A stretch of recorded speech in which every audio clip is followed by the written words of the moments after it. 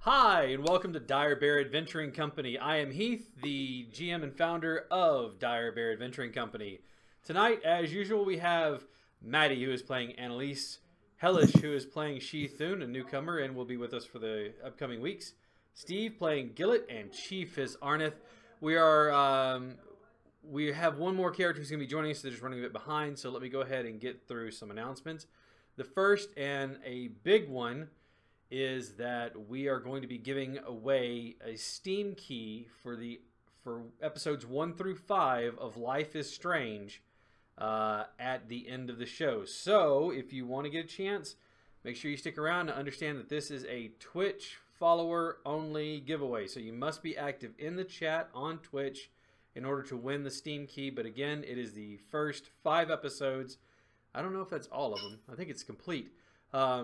Of Life is Strange, and I'll be giving that away again at the end of the show around 8:45, 9 o'clock.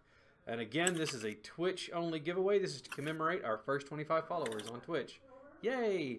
And speaking of first, we have our first 2 patrons. We have I want a big handout to and a thank you to Danny and to Jack, who is actually one of our players, who have started patroning us. Thank you very much. Keep in mind, get people to join on Patreon, because at 25 patrons, we're going to be giving away books. Maybe not this one in particular, but definitely Wizards of the Coast, D&D books. I've got Sword Coast Adventurer's Guide, Tomb of Annihilation, Tales from the Yawning Portal, as well as Out of the Abyss to give away. So get people to sign up. Remember, we start at $1. Giveaway at 25 patrons. So, with that being said, we'll go ahead and recap. Oh, I do want to mention, Dire Bear, we have artists as well as cosplay designers on staff with us. So, Chief, who is one of our artists, actually drew the image that you see there of Arneth. And then Maddie is actually a cosplay designer and builds cosplays. So, we will have links for all of their stuff on our page, and it is www.patreon.com/DireBearAC. That is Dire, D-I-R-E, Bear, B-E-A-R-A-C. With that being said, let's go ahead and get started. When last we left off, the party came to the town of Adalar, and in there they found that there was some troubles going on with the city. The 3 factions that are kind of running it, but they're the 3 main factions, which is the Farmers Co-op, the Artisans Guild, and the Merchants Guild, had their own problems and were arguing with the mayor, who's Mayor Tumblewall, about taking care of it. He said that he put out a request to have some adventurers come down, licensed and bonded adventurers, because in Kyreth you have to be a licensed adventurer to go adventuring to stop from all the murder hoboing. But he put in a request for adventurers to come to the town and to look into the issues. Enter Annalise, Gillet, Arneth, and Yenfir. After talking with some of the respective members of their different factions, they decided, at least 3 of them decided to go check out the Blighted Swamp and made a deal to go collect goblin ears at, and if I am not mistaken, which I don't believe I am, 3 gold per ear, or sets of ear. Anyways, thanks to the quick-witted Yenfir, who was very glib, very persuasive. And with that, the 3 of them set off on their way. At the same time, Annalise had made a deal to go north and see about the bandits that were harrying the caravans. Not taking all of them, but taking the choicest goods. Got there, easily dispatched one of the bandits with one hearty blow to the head, neck, clavicle, chest area. Made the other one run away screaming. And as she tracked down more, she realized that this would probably be a bit more than she could handle on her own. So she decided that she would go back to town and see if she could rouse up some help.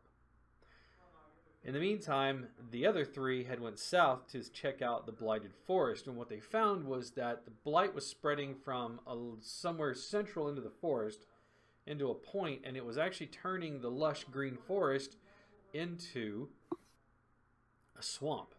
They were attacked by lizardmen, and after a skirmish, the lizardmen fled back into the darkness of the swamp, and they, for lack of a better way of saying it, made a prudent and hasty forward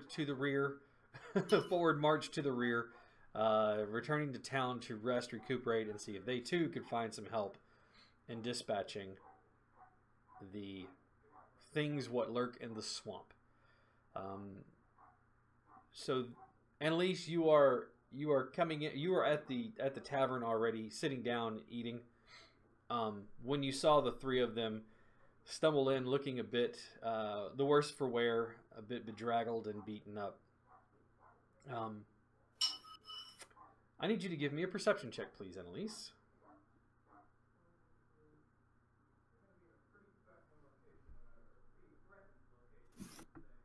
Okay. All right.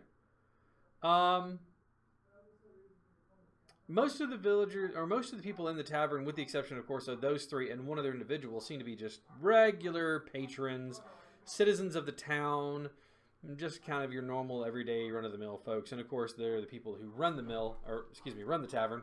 It's not a mill. But amongst one of them, kind of sitting back to themselves, you notice an elf. Why don't you go ahead and give us a description there, Hellish? Oh god, I think I wrote it down. Christ. I'm sure you did. About 5'4", 143 pounds. Blue eyes, fairly tan skin. Her hair's strange though. It's actually, her bangs are dyed blue, while the rest of it is a darker brown. In loose clothing, a bit like the half-orc that kind of wandered in. Seems like a kind of a wardrobe choice for someone who wants to have ease of movement, let's say. Shithun, you watch as two half-orcs and an elf, fancily dressed, if not a bit hastily, it looks like, as they're so fond of saying, just a disaster, come walking in, looking as though they've seen better days, beaten up, still kind of limping along from wounds that they received, clearly out of combat. You know also of some of the troubles that have been going on in just your short time here. You only arrived yesterday, and they've been here one more day than that. But you've kind of heard the hubbub and what's going on, that there's bandits to the north, there's a quarry that needs to be cleared out that has been overrun with, they said, goblins, and then, of course, there's some strange blight to the south. The three individuals that come wandering in smell faintly of swamp water, that little fetid, like it kind of got in their clothes and has seeped in, and somebody will be looking to launder those pretty soon.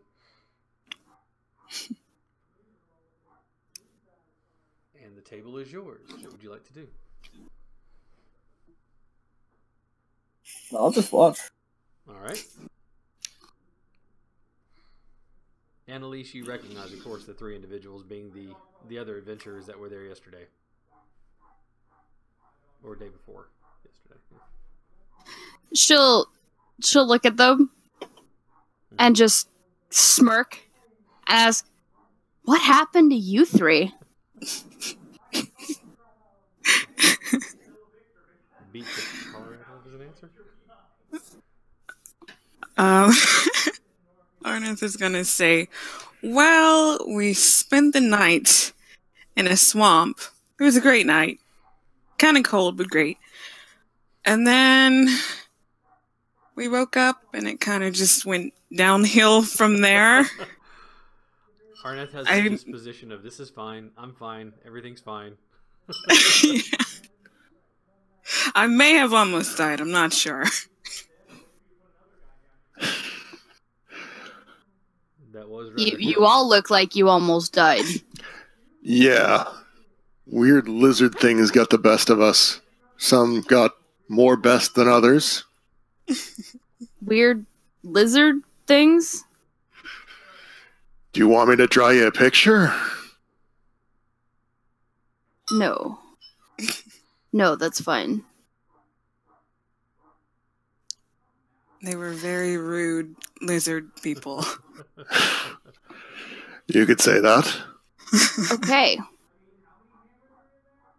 Well then. I've discovered a den of thieves. And when I say a den, I mean there's probably something close to 18 of them. I'm good, but I'm not that good. I could use a hand clearing out the den of thieves. If you would care for a hand dealing with your lizard things. Sounds like a good deal to me. Arneth? Yeah, I'm fine with it. Might as well. Yennefer gives you a mumble of what you assume is affirmation.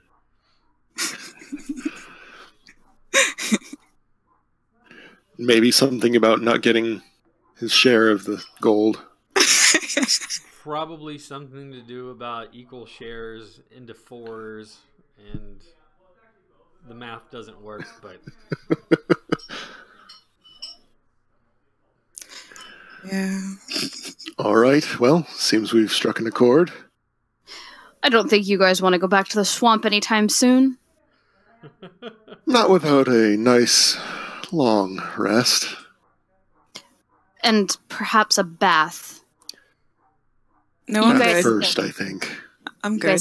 guys really stink. Arnett's like... No. I really, Rub some dirt on it. I'm really suggesting that you take a bath because your scent will alert the den of thieves that we are there. Is it that bad? Yeah. Surprised the other tavern hasn't come over to complain. All right. I'll be honest, I think they're a little bit too scared of you. All right, a bath it is. All right, so you guys are going to take a rest for the evening. It is towards the end of the day, anyways. Whenever you strolled in. All right, so you put up for the night. They tell you that the room with the bath, and they'll actually launder your clothing for you if you'd like. Will come to a total of about 7 silver. All said and Per done. person? Yes, it is per person, but it does come with an evening meal and a morning meal, as well as, like I said, the laundry and cleaning off your personage.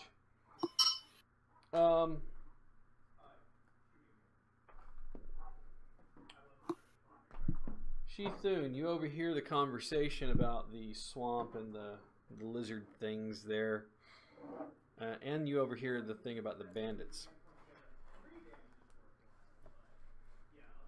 Are you going to make your presence known, or are you just going to sit back still? I'm gonna stumble over, seemingly drunk. Okay, so you're going to stagger over, bumping into the table, or avoiding it narrowly? I will bump into the table and I will just say, "You going? You guys get hired to kill everybody?"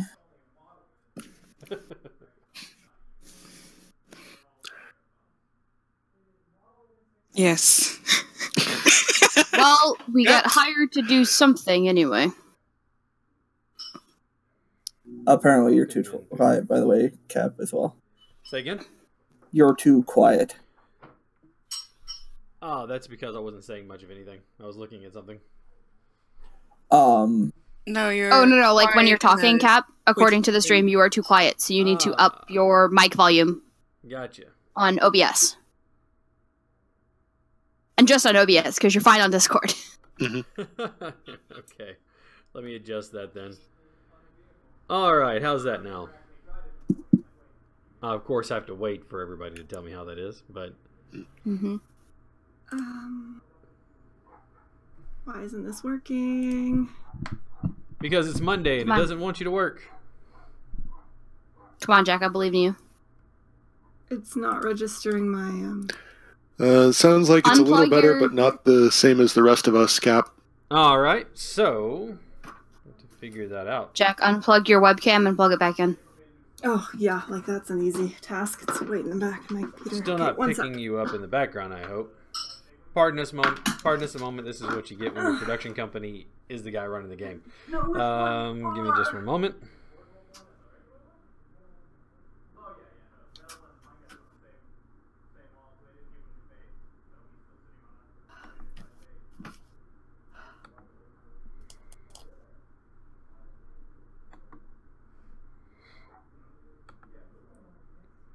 Let's take a look at our levels. If I'm not mistaken, we're all still level 1. That was microphone levels. Working now. I knew exactly what he was referring to. I'm just being shitter. One in every crowd. Unfortunately, I think I got 4 in this crowd. What's that? What? I missed that. What's that? Hey, What? I'm fashionably late, as always. As What's always, up? it's the Bard. I'm here. I've returned. Hello, It's everyone. the disaster. Hello. All right. All right. So, Also, Annalise is politely suggesting that you all take a bath because you all stink. yes, because you smell like fetid swamp water. I thought we took a bath already. Okay. You know, you I'm haven't okay taken a with that. rest yet. You had stumbled in, and you were standing there, and along with the very somewhat dour-looking highwayman, for lack of a better way of putting it, you also see another figure who stumbled up to the table. Staggered up is the actual appropriate term. This 5-foot-ish elf with blue bangs and brown hair, Okay. who asked if you were hired to murder everybody. I don't think they mean everybody in the town. I think they mean, like, the bad people. The bad ones. The bad That said, Arnoth said yes regardless. Yeah. Yeah. Yes is the answer, regardless of how we look at it. Alrighty. Solid answer, Arneth folks. is talking again. Remember, if anyone asks you if you're a guide or if you were hired to murder everyone, the answer is yes. Absolutely. The mayor said I was supposed to help you, and she's like weaving as she's standing there. She's got 2 mugs, one in each hand, and she's taking sips from one hand after another. She's She just just- like, Pounding them back. yeah, That looked I mean, I'm suggestive, but yes. supposed to help you. Do you want to sit Not down drunk, and talk you're about not. this? I'm fine. Not in your current state. Why don't you Not take a seat? Drunk, you're not. I Okay. assure you, I am fine. And she will empty her mugs and start juggling them. And I will roll you acrobatics for that. Please do. Actually, roll me a perform. I don't have performance. Oh, it's a sad day. It's an acrobatic act, though. You're still going to roll it. Still it a anyway. performance. It's still a performance. You watch as she takes the mugs and she starts to juggle, and she thinks she's doing really good, but she's really just kind of throwing them in the air and catching them with the same hand, and then tries to throw one over and throw that, and they clatter together and fall. One of them was metal, but the other one was ceramic, so there's a wonderful crash. And then from behind the bar you hear, "Hey, that was one of my granny's mugs. Stop that." I apologize, but There's a scowl from a very slender man who looks as though he were made more of tree than anything else. He's all willowy, and he's got a mop of brown hair that's thinning, and he just looks very disappointed in your actions and shattering his mug. His granny's mug, by the way. Yeah, so your first attempt. knives are easier.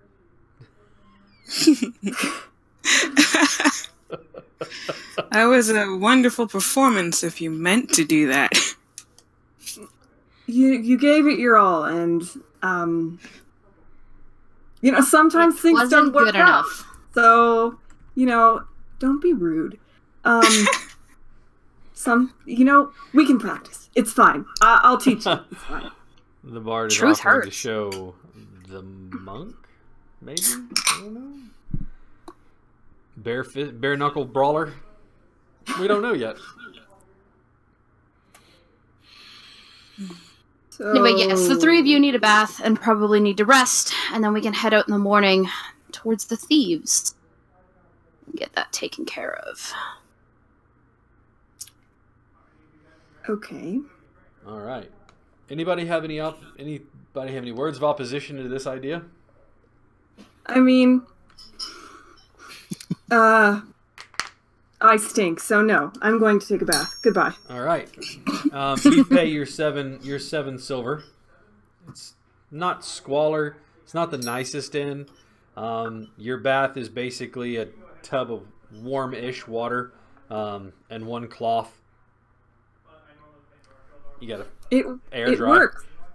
You gotta air dry. They did I lay on my launder your- bed totally naked. and just roll and in the just- sheets. Yes. It's great except for the hay that they use to stuff the bedding with is a bit scratchy, but otherwise you're fine.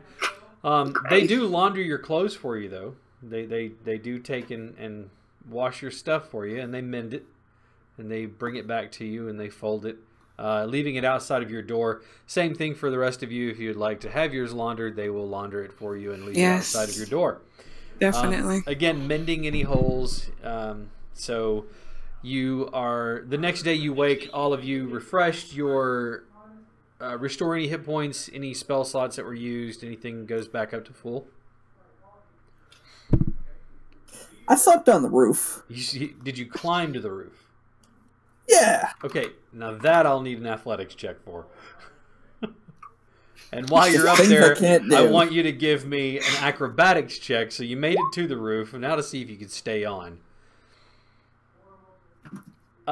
It's not a very restful sleep, but you managed to find a crook in the ceiling that you actually can kind of hold on to close enough to the chimney that it was actually warm, given where you're at. Speaking of, I'm still featuring the map from 2 Minute Tabletop, but there's also another program that we're going to display this week. And it was one that I picked up called Incarnate Worlds. Ooh. So welcome everyone to Kyrith. Or at least Beautiful. one small portion of it. And you can see that you are located here in the town of Adalar, south of Silverhaven, and to the southeast of Lanceport, which is located there. And then the big town of Reedsong. And there you are, right down there. Look at that. We have a map. Wow, I love it. It's gorgeous. All right, so now that I'm done showing off, let's go back. Can I attune to a season? Absolutely, yes. What season would you like to attune to? This is a hard choice. There are only 4. It can't be that. There are only 4. There are only 4. So March let weather. me pick. It's a little brisk today. March You know, weather is a lie. It's been Are you horribly going to cold. be colorful like summer? Or do you want to be? you know what, Arneth? Yeah, I'm gonna attune to summer. So you take a Yeah. few moments Summer. meditating, tuning your mind into the colorful foray of summertime, the foliage that blooms, the flowers that are there, the green. Yeah, and it's a nice attunement, and you are now attuned. Remind me what spells you get and everything for that, please. I don't know. I'm just kidding. Which one? Okay, let me just pull it up real quick. 'Cause I didn't We were actually. prepared, folks. We were prepared.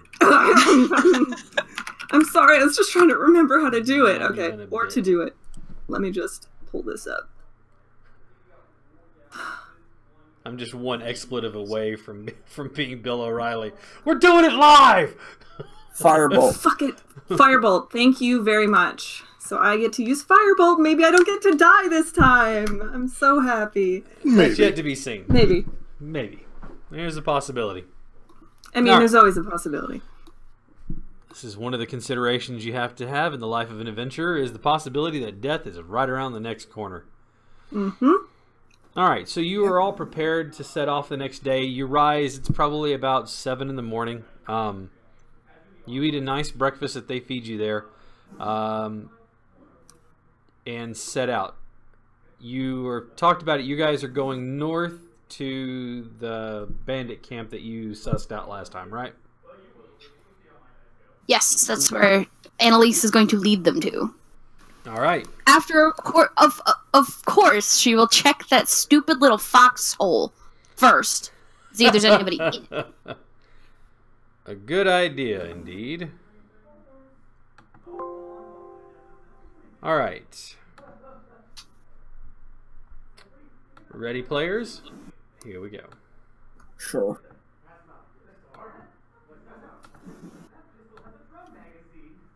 Helps if the DM also goes to the same map. All right. Go ahead and put your tokens down about where Annalise's token is, please. Okay. I mean, Let me figure this out. Like, if you want, you could put your token down, but I can't force I prefer that you do. As you look behind you, the four of you, you notice that, I don't know, are you staggering today?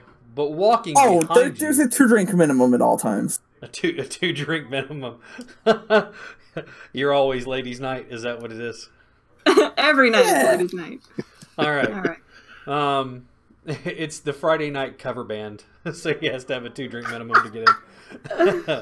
All right. So walking behind you, a little bit swaying. You see that the figure you had met the day before is following behind you. All right. Give me a perception check then. You're going to check the foxhole in your tree that you marked? Yeah. All right. Give me a perception check, please. Excellent. I can't imagine that it has to be a very high DC to No, beat, considering because I know you know exactly where it is. You do see that the little dugout that they were using as an ambush spot is exposed. It looks as though they haven't returned. The body, oddly enough, that you left there is gone.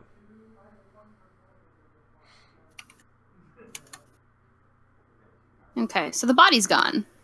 It is. Interesting. Not Sorry, worried, because though. I was fashionably late. I don't know anything about Annalise.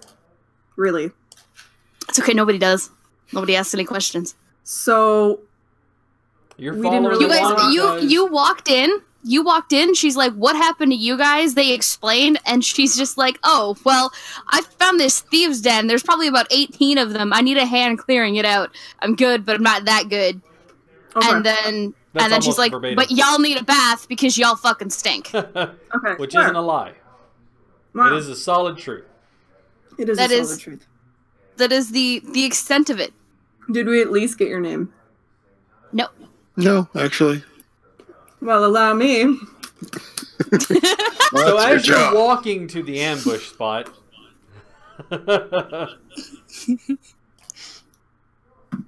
To get ambushed by Wait, no. So, good morning. Did you sleep well? I did. I see that you're still looking as much of a disaster as you did when we first met. Jeez. Wow. Thank you. Yenfir's words, not Annalise's. At least he doesn't look like a thug. To be fair. All right. Well, would you give me the pleasure of knowing your name? My name is Annalise. A beautiful name for a beautiful lady. Smooth. You can tell that's a You're- lady underneath all that clothing. All right, enough from the drunk peanut gallery back there. You get in my way, I will leave you. Oh, Yennefer, are darling. you flirting? You worry about yourself. I'll be fine. Anyway, Unit Gallery aside, nice to meet you. I'm Yennefer. These are my help. Protectors, apparently. Help! They're my help. Help! So are they protectors or are they help? Yennefer.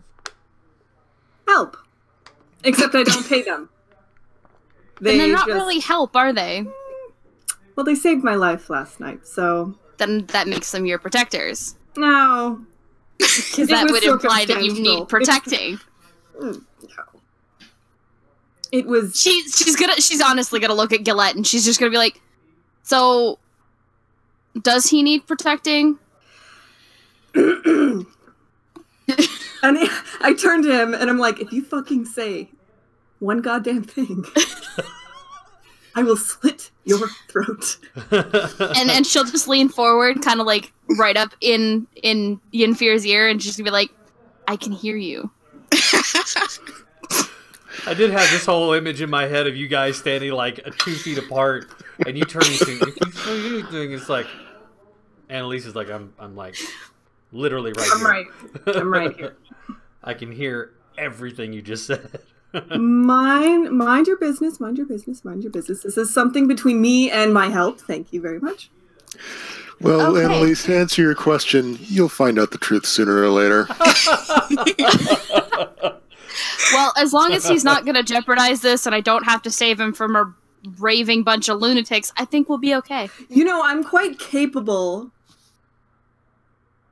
to take care of myself, you know.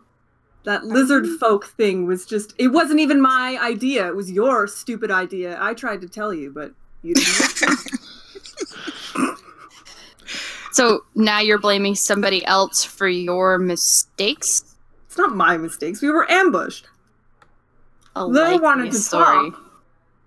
They wanted to talk with the lizard folk. I did. Can I wander off into the woods to see the rest of the map? If they're just going to stand around talking... You guys This haven't. conversation is happening as we're As you're walking up traveling. towards where we need to go. Okay. All right. As you're walking along, did the other two introduce themselves? No. No. So as they're walking, Annalise will glance over her shoulder and ask, and you two are? Gillet. Arneth. Nice to meet you both. You both look very capable. Arneth is just gonna give her a thumbs up. I love it. I love it. Arneth, a man of few words.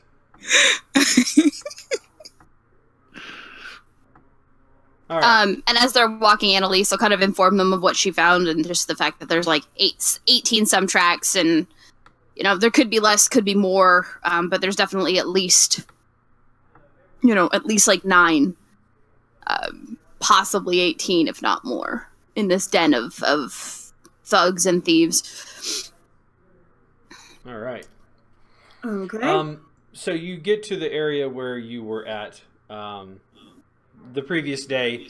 Again, you see that the dugout that they had made was not covered back over. And up the road from where you found the dugout, if you remember, it was right in here. As you move up the road, just past it, you can see a small, looks like a haphazard kind of ramp that was laid down up onto the hill here. So the elevation at this point would be a little higher than it is at say the road point.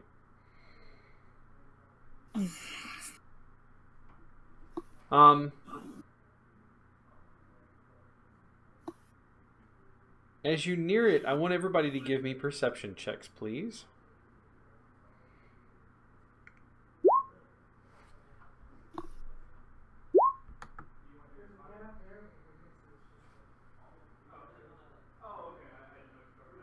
All right.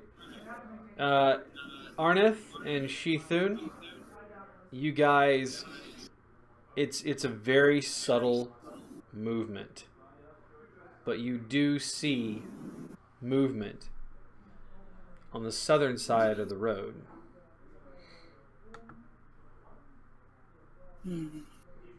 Did Gillett catch that as well? What was Gillett's roll? 22. Yep. Oh, crit. Did I miss that? Oh, I did miss that. Sorry. Yes, Gillett, Arneth, and Sheathun, you guys see movement on the southern side of the road. It's very subtle, but you did catch it. Incoming. She's incoming. All right.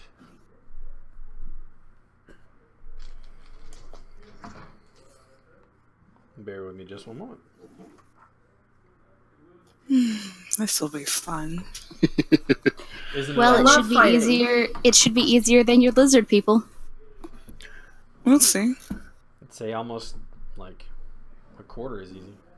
If I had some more room at my little table, that would be fantastic. All right. So yeah, you see some movement off in the distance. Again, very subtle, but it is still there.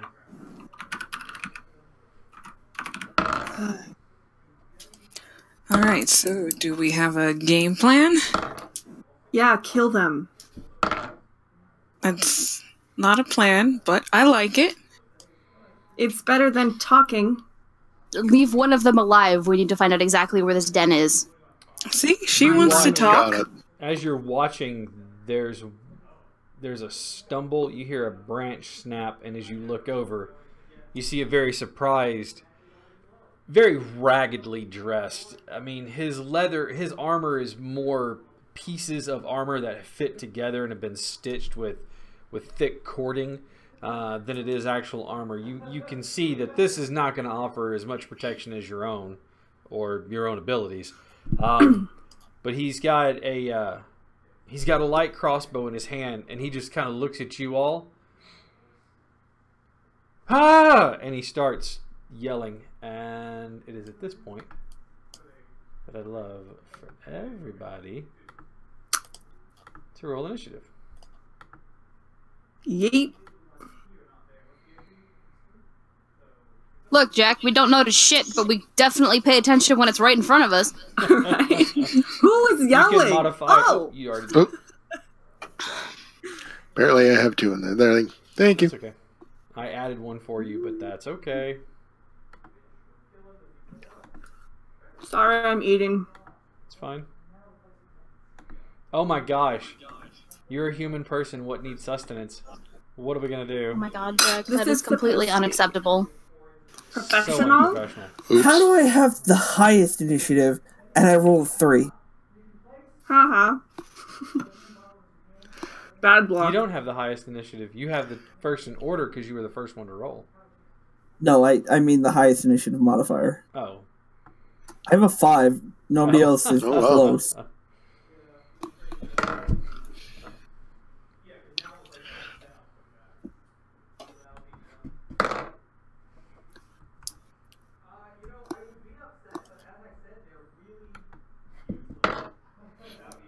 I think I'm too stoic to have initiative. That's the You excuse want to I'm give going your with. enemy the opportunity to demonstrate their folly. I'm To gonna show look just at how that righteous guy I am. with the crossbow and give him a real like mad dog face, like. And try Okay. to- All right, at the top of the turn, Yenfear, you can see this guy right here. He's standing next to this he's kind of crouched next to this fallen tree, and he looks startled again. He just finished yelling, and he's got his light crossbow in his hands. If you don't want to die, I suggest you run. And I'm gonna start wiggling my fingers and casting firebolt. You are casting Amazing. Firebolt, and it flies from your hand, and ignites the tree right next to him, leaving a scorch mark on the tree and the grass. And he's like, but yeah, unfortunately, it doesn't hit him. Are you gonna do anything else with your turn? I pretend that was the whole point warning of it. shot. Yeah, and I'm like, run. Give me an That was intimidation pretty. check. What? Intimidation? Okay. Intimidation. Let's do it. Is this the same guy from yesterday? No, you don't think Okay. so. He looks at you, looks at the scorch mark, and turns around and runs off. On his All turn. right. Well, Um, on his turn. on his turn. So he's like just gently peeing right now. Okay. Yeah, there's a growing spot in the center of his pantaloons. All right, with that is Annalise's turn. She's gonna glance at Yenfear, just say, I didn't realize you could make people piss themselves. Good job. Me neither. It's a special trait, being a bard. And then as she's running forward, the saw cleaver's coming out and she's using, fuck me because I can't remember what it's called, her Crimson Right, Okay. and her saw cleaver sparks up with lightning. Okay. I just have to adjust things, sorry, hang on, because shit happens when that happens. Are you moving up to that one that you can see, right? Yeah. Okay. As you do so, you can see another one standing over there by him, looking at the first one that was startled and peed himself, going, like, what? What are you doing? And she's pulled her mask up Okay, over her face. I'm just not doing it because I want to actually be able to breathe and not fog my glasses. I got you. And she's going to attack with the saw cleaver. All right, roll to hit. Oh, yeah, that's definitely going to hit him. It's gonna hit the shit out of him, man. All right, so a total of 9 points of damage to the one that was already, like, about to run away. Is that Yep. right? Okay. Yep. Oh, he was gonna run away. We should have let him Okay, now go. he's really gonna Okay, run. Whatever. Yeah. Helps if I'm on the right thing. Hang on just 1 second here. Yep. All right. And they have that many. And if you do that much damage, you take away that many. Mhm. You all watch as this cleaver, this thing just pops out, jagged looking bone pieces on it. And where do you run it across to draw your blood, to do your blood right? Right across the palm of her hand. Oh, you watch as Annalise runs up, pops this thing out, and then comes flying up at the guy, crackling lightning as you watch her. She runs it across the palm of her hand. And then she hauls back and nails this guy right, like, in the chest with it. His eyes go wide, his jaw goes slack, and he just kind of looks at the hole. As you pull the blade back, it still arcs a little bit of electricity around the wound in his chest, and he just kind of looks down at it and stunned, and like runs his hand over it like there's a hole in and he can't believe it. He's still standing, but only barely. I almost feel bad for this guy. She asks him, where's the den? Roll an intimidation with advantage. Your smile. Sorry, hang on. I forgot I had to query. I didn't have fucking query advantage on it. I apologize. That's the I'm about to do something bad. He looks at you, and he looks at the guy who's in the bushes, and he's like shaking his head no, and then you just see him point across the way from where you are. So over here? Yeah, he points up in that direction. Perfect. I'm going to change my color to something other than green. That would be a good idea. Okay, nobody has red, so I'll be red. It's over here. Perfect. Okay, that's it. Okay. That's all she's done. Perfect. this bandit. What you can't see just yet. Going to take a shot.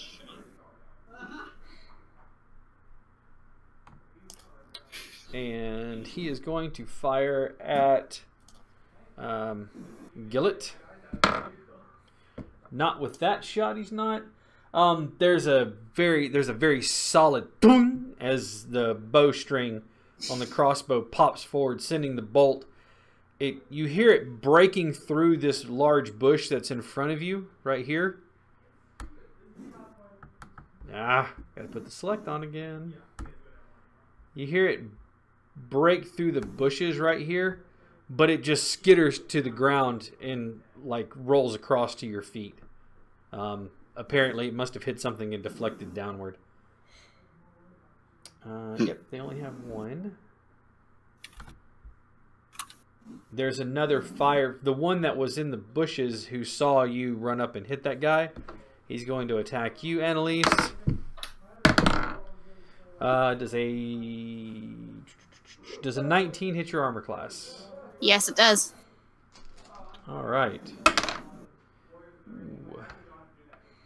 He takes and looks at what you've just done to his fellow bandit, sets the crossbow against his shoulder firmly, and takes a fire with it. The bolt hits true, and you take 9 points of damage as it slams into you. And then he... you said 9? Yes, 9.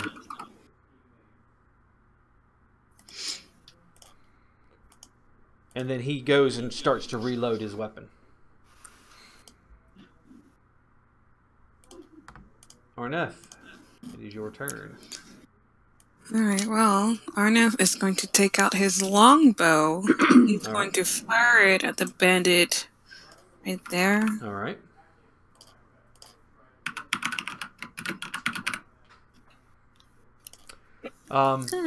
You pull your string back and fire, but the same problem is it's going through that really thick bush. It hits a limb or something, and you hear it as it sticks into the wood somewhere in the bush.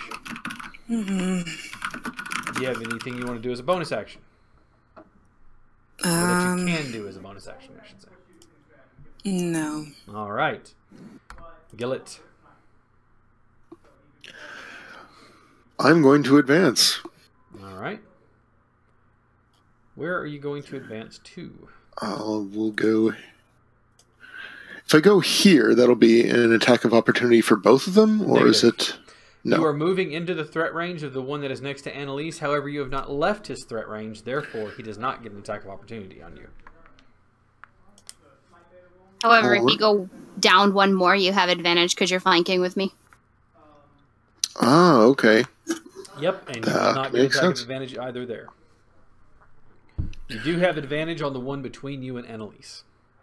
So you have advantage on this one. Yep. Which I probably won't need, but hey, you know. You look, don't ever underestimate the power of advantage. And an 8. 3 of you have gone, only 1 of you is hit.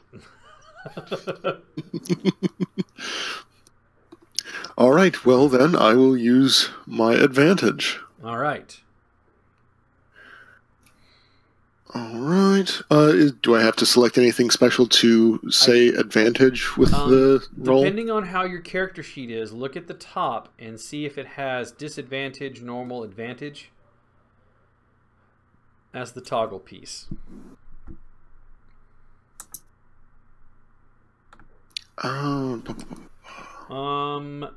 You shouldn't have to. It looks like you've already got it set unless... Yeah, you've got it set to always roll advantage, so you should be able to just click on the attack and it should roll advantage for you automatically. Okay, then. I will go ahead and sword at him. That will hit. And he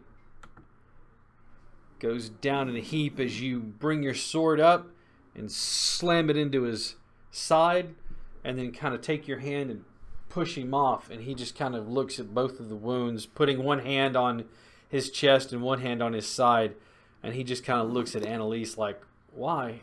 And then slumps down and his eyes go dark. Bleh. What else? Do you have any other actions that you can take or bonus actions? With my my extra unarmed attack as a monk, would I be able to do that on another Yes. enemy? Yes. You have to be in melee range, which you are, but yes, you can do that on another target. Fantastic. That will also hit. You do not have advantage on that one, but yes, that will hit. The 13 will. All right. Right. So you do 6 points of damage to this guy. What the hell? Should be 4. Oh, that's right, because it rolled advantage. Duh. Should I be taking that off? Let me show you how you can do that. On your character sheet, if you go to the gear icon, right under there, see where it says roll queries in that last box? It says always roll advantage. If you hit the drop down, you can do a toggle. Oh, okay. And now you see up there at the top it says advantage, normal, disadvantage. And Yes. now you have where you can toggle it whichever way you'd like to. And it will Wonderful. highlight whichever one. So like if you roll at disadvantage, it will highlight the lower of the two rolls. Or it will keep the lower of the two bold. You know what I mean. All right, so Right. you stab that one in the side, and then as you bring your sword back, you swing your elbow back and hit the other one kind of in the side of the face, and he shakes his head a little bit dazed from the shot. And it is now Shithun's turn. All right, She's gonna Shithun. kind of stumble her way through the, like, dodging underneath and weaving between the foliage. She's gonna land next to this guy. Mm-hmm. Bring her sword down. All right. The one that was already hit? Yeah. Okay. That will hit. And Does it finish him or not? yep, you do. You absolutely finish him off with your sword. You bring it. You stumble over to his location, looking the way that you do, and then as you come up to him, you bring your sword with a flourish up and then down into his back and his side. And he, as you pull the sword back and kind of kick him away, he stumbles forward, falls down, and moves no more. All right. Would you like to take a bonus action? As you can now see, Yeah, I'm in foliage, right? you are, but there is a bandit standing next to you. Oh, there's a bandit right next to me. Cool, Right I'm gonna next punch to him. you. Punch him. That does not hit, though. That will not hit. All right. Like, I weave through the woods and see him, and it's just like, oh god! I like Try how to you punch him. stumble through the woods. Just, you gotta come out with scratches all over your face from the branches and the twigs. There's a bandit in there, guys. This one is going to step forward, drawing his sword as he does, and he is going to try to hit you. Let's see. With the scimitar, does a 17 hit your armor class? No, it does not. That's right.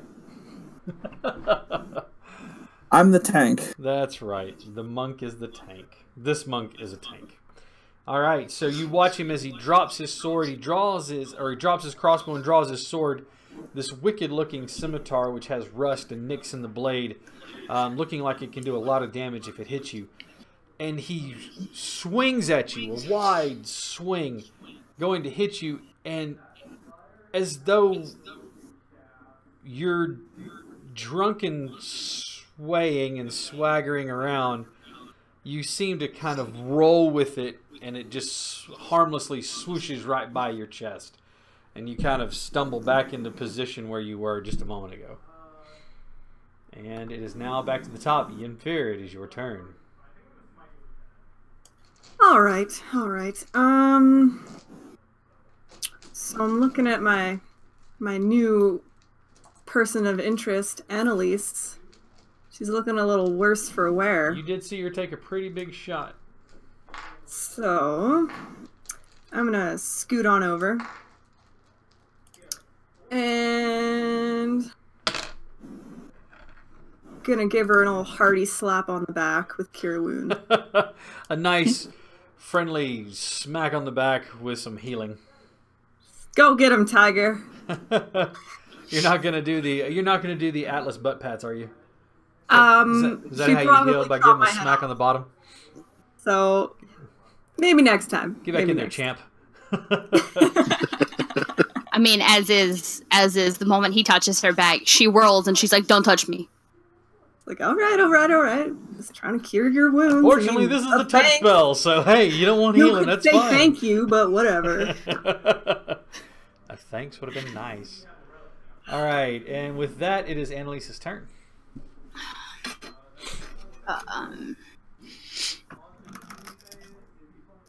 She will move over here.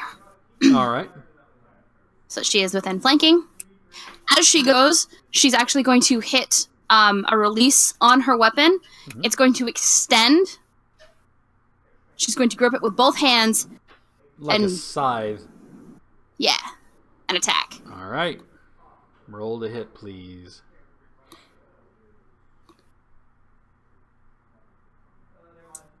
That will definitely hit. Alright, so this one here. So you hit him with slashing. You watch as Annalise, and she's not moving quick. She's moving very determinedly. She walks and she slides another piece out of her weapon, grabs it with both hands, and you watch as she wields it around. It's still crackling with lightning as it moves through the air and slashes the guy. And he arches his back, and you hear him gasp, and then his eyes go dark, and he falls over, almost landing on Shithun. Arneth. That's me. Give me a perception check, please, before you go into your roll. Okay. You notice some figures moving across the road from where you guys were. Oh, great. And Wonderful. From there, you hear a bellowing voice. What's all this now? Which one of them is talking? You don't know. You didn't see any of their lips move. Hmm. What horrid voice is that? Hark, I doth hear a bandit call. Lo. Hello. Lo, but what sound is that? Alright, so Arneth, it is your turn. I am... You can barely make out the bandit between that's kind of between Shithun and Annalise. And of course, like I said, you see the ones that are across the road. Well, I want to try to hit this guy right here. Alright, go for it. Let's see, please. Okay, so you knock your arrow, draw and fire in one smooth motion. It sails like it's almost going to sail right to him, but it seems to catch some tailwind or headwind, and it falls. It lands just beneath his legs, sticking into the dirt solidly. He jumps back and gives a start and looks up at you, alarm all over his face. And he readies a crossbow. I should have stretched more before we left.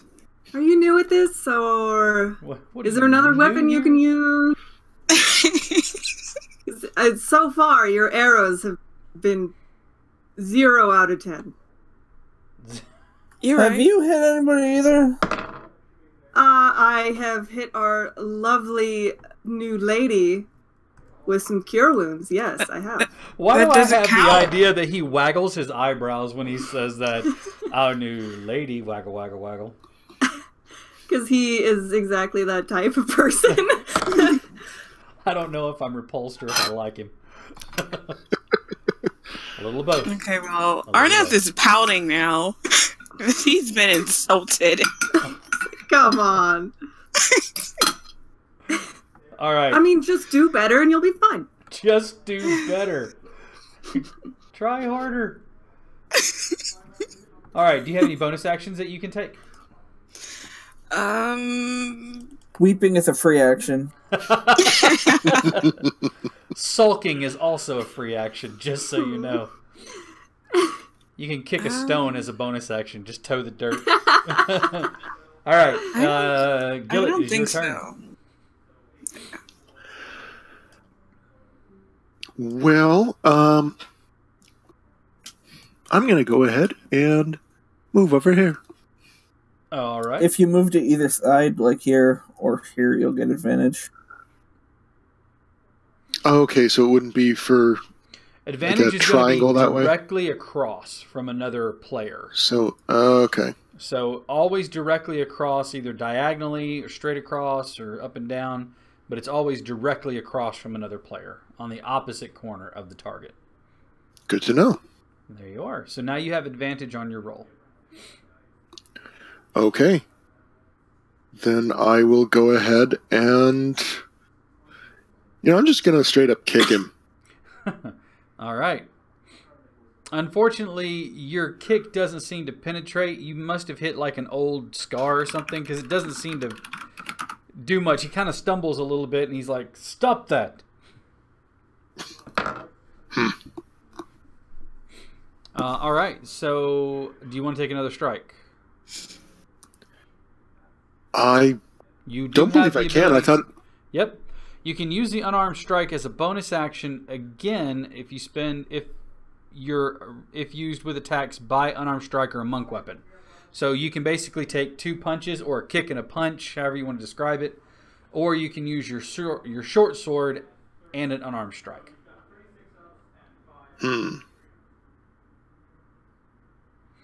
Well then. That will hit him. All right.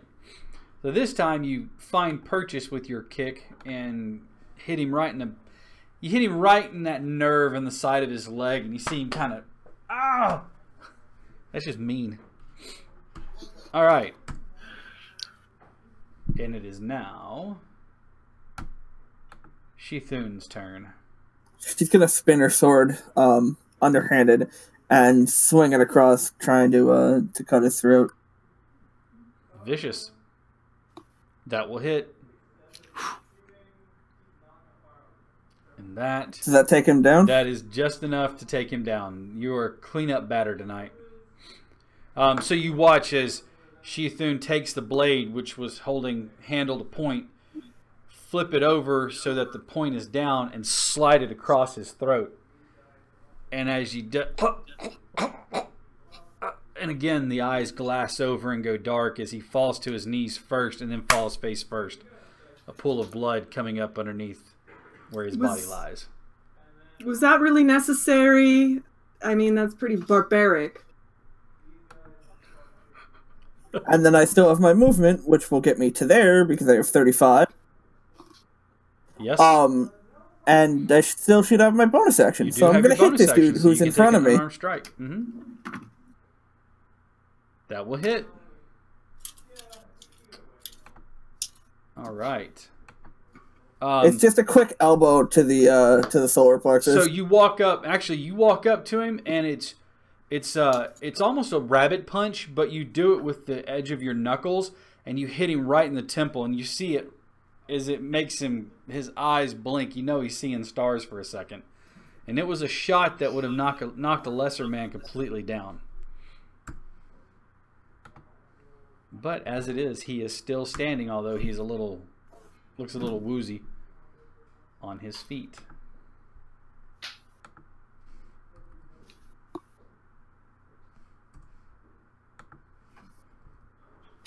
Not 21. That's not the right number.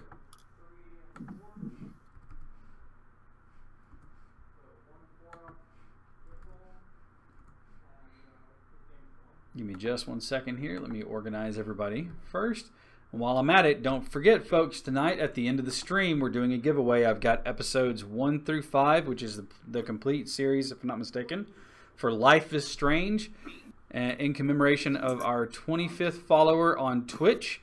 So you want to stick around after or toward the end of the show and see if you can win it. You must be active in the chat on Twitch to win, but who couldn't use a free game, especially one that is rated very highly as this one is. All right.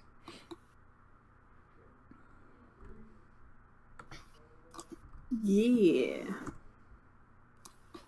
Life is strange. All right, and as you come up to them, this one is going to step forward and rolls a 19 on the try. That will hit. I take it a 22 will hit you. Yeah. Okay. The 19 hit me anyway. And he hits you for 4 points of damage as he brings that nasty-looking scimitar around on you. Makes a slash towards you, gashing you a little bit in the arm and into the torso a little bit. And next up is going to be this one, and he is going to try to skirt that tree line there a little bit and come down here, and he's actually going to come up behind you. And the highest he got was 13, which I know doesn't hit you. So yeah, no, I've got an 18. And it is now this guy's turn, and he rolls a 3. No, he rolls a 5. That doesn't hit you. And it is now back to the top of the order. So let's go ahead and have Yenfear do the magic thing that you do. So, Yeehaw! Yay! 35 feet. Okay. So I'm going to scoot a little closer. As you do. As you do. Gonna stand next to Arneth. Give him a little encouraging pat on the shoulder. And then I'm going to try to attack this guy with Firebolt again. That will hit. Yeehaw! And you were hitting the one that's closest to you there? Yes, this guy right here. All right. He's got his focus on Shithun, and you lash out, opening your palm. The firebolt goes flying from your hand and strikes him in the back, and he as he looks back in, he looks over his shoulder at you menacingly, as though you shouldn't have done that. And I wave.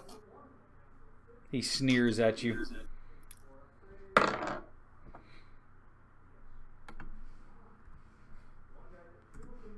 All right, and then next up is going to be Annalise.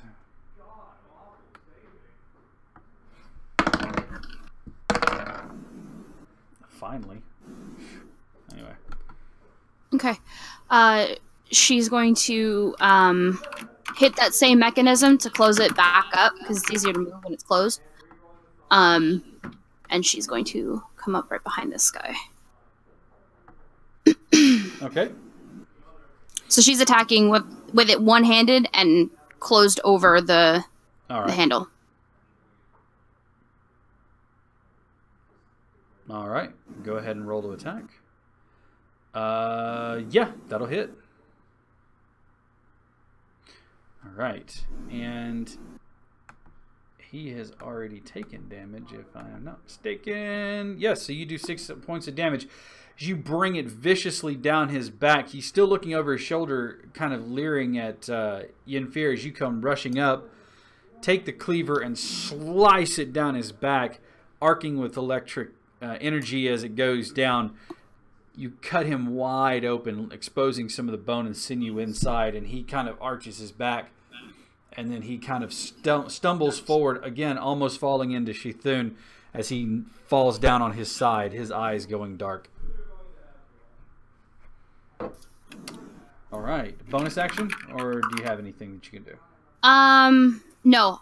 My bonus action is closing the saw cleaver. Okay. Thank you. My bonus action was closing the saw cleaver, then I moved, and I attacked, and I have nothing. All right. And we're going to come to Arneth. You got this. All you have to do is knock the arrow and then shoot him. Boom, boom. Okay. I'm going to move up next to Annalise, kind of. Okay. And I'm going to try it one more time. You got it this time. Believe in. This will be the time right here. Let's see. And it is. You hit with a 15. Congratulations. Which one were you hitting again? This one. That one? Okay. Go ahead and roll damage. As this time you set your face in determination, take the arrow, knock it in the bow, and draw and release really quickly. It finds its home as it sinks into his chest, and he looks down at it, surprised to see that all of a sudden he's sprouted feathers. He kind of scrabbles at it, clutching it, and he takes a couple of steps forward. And as he does, he kind of falls forward, and he looks up to see where it's coming from, and then he hits the dirt, no longer moving. I look back at Yennefer and give him a thumbs up. I did it! Yeah! Like, did you see what I did? I just totally killed that guy. Fantastic. Keep it up. All right, Yeah. Gillet, it's your turn. All right, so I will go ahead and be moving there. All right.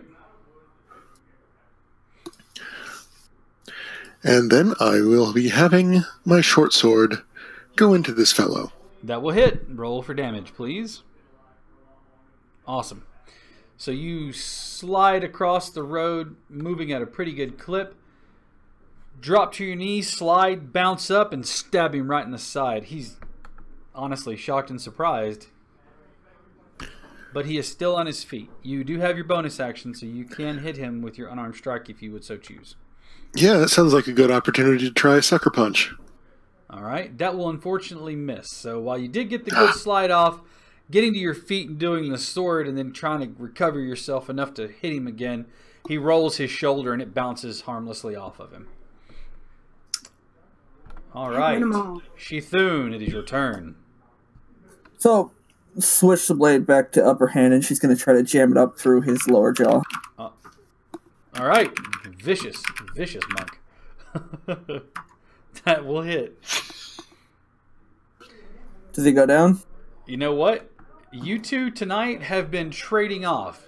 He does 4, you do 7, and it's always enough to kill him. So yeah, you successfully spin the blade back over. Actually, you're holding it upside down. You throw it in the air a little bit and flip it and then catch it and then stab it into his throat. And he's kind of caught for a second there, and then you pull it out, wrench it out quickly, and he kind of doesn't even have a chance. He just falls down and is no more. Can I see anybody close by? You can, because as you guys moved up, more of them came from behind a palisade that you can see. There's a wooden palisade that's set up kind of as a kind of a makeshift defense. It's not going to be really good for getting around it, but you can definitely see how it can be used as a defensive position. All right. So I'm moving up to this guy, and then I'm going to hit him. All right. And that will hit. Excellent.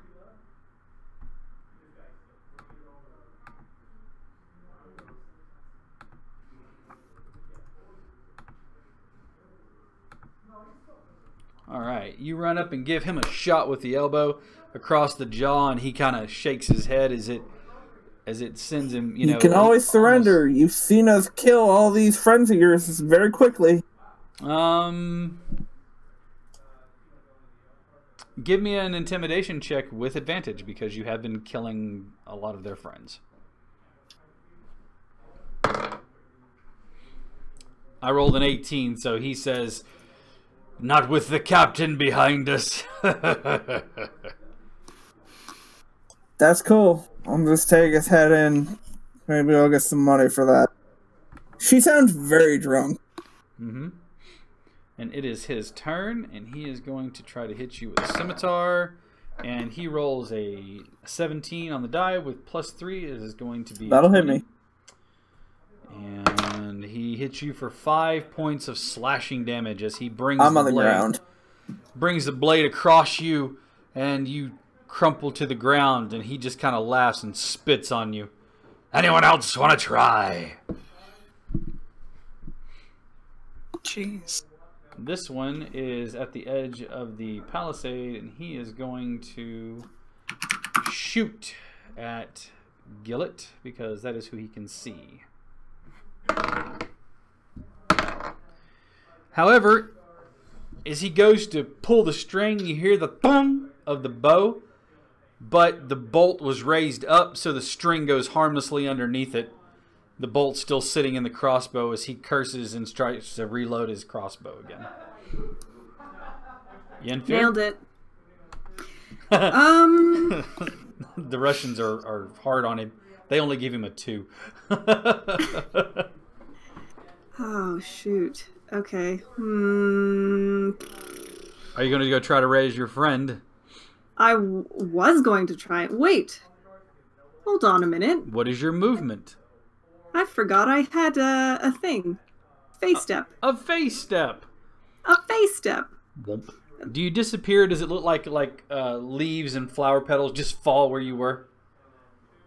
Yeah, it looks as extra as possible.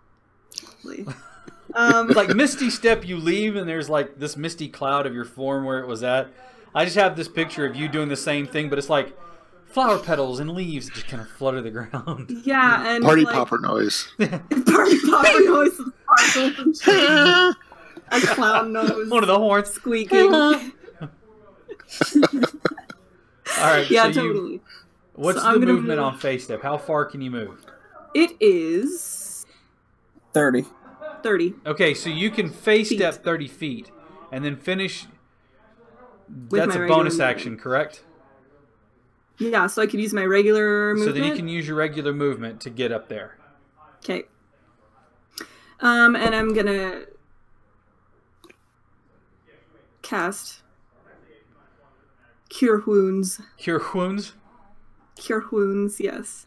Why are you And saying since it like she that? looks- Why are you putting an emphasis on the H like that? Putting what on what? What? I'm just saying wounds. All right. And instead of a hearty slap on the back, Give it you're on the that. ground. Give him that grandma back rub. That gentle. Are you just gonna nudge him with your toe? Get up. I mean, she's a pretty lady, so I'm just gonna tuck her hair back and just be like, there you go. Her immediate reaction is to roll over and vomit. Oh, okay. Oh. There, Just bring her there. back a little bit. It's an interesting reaction to a cure wound spell, but okay. Well, that's new. You're welcome.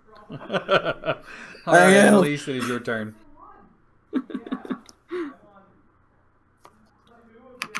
Okay. Okay, let's see. What did I want to do?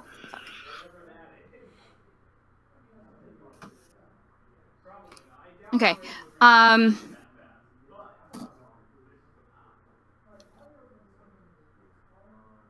She is going to. Do I have 30 feet? I better have 30 feet. I do. You should have 30 feet. I do have 30 feet. I'm going here. Okay. A bold move, Cotton. Let's see how it works out for him. All Oh, right. yeah. Which one are you attacking first? I'm attacking this one.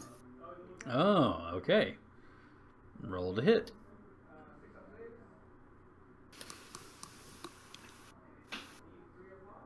$13 to hit. You I go feel like to that's not quite slash him, and you watch as he kind of takes his arm, which is wrapped in this heavy leather cuff with like studs all over it. As you go to slash, he just batters the attack away, and he just gives a hearty. You'll have to try better than that. What a power move. What a What a power move! And speaking of, So, sorry, just Yep. before we keep going, yeah, player question to DM. I have a hand crossbow. mm-hmm. Would that work the same way Aethlin's flintlock pistol does? You could fire it and then reload it as a bonus action, yeah, I'll let that happen. You are in So, melee combat, though. Yeah, no, I understand. I'm just trying to make sure I understand. I see what because you're the saying. flintlock, I right? know Because what the you're saying. flintlock pistol I got to fire as a bonus action. Let's This is go what to I'm the asking. book. Because this is a hand crossbow, so. Yeah. I need to look at something real quick before I let you know yes or no on that. Let's check the rules. Check the rules, yo.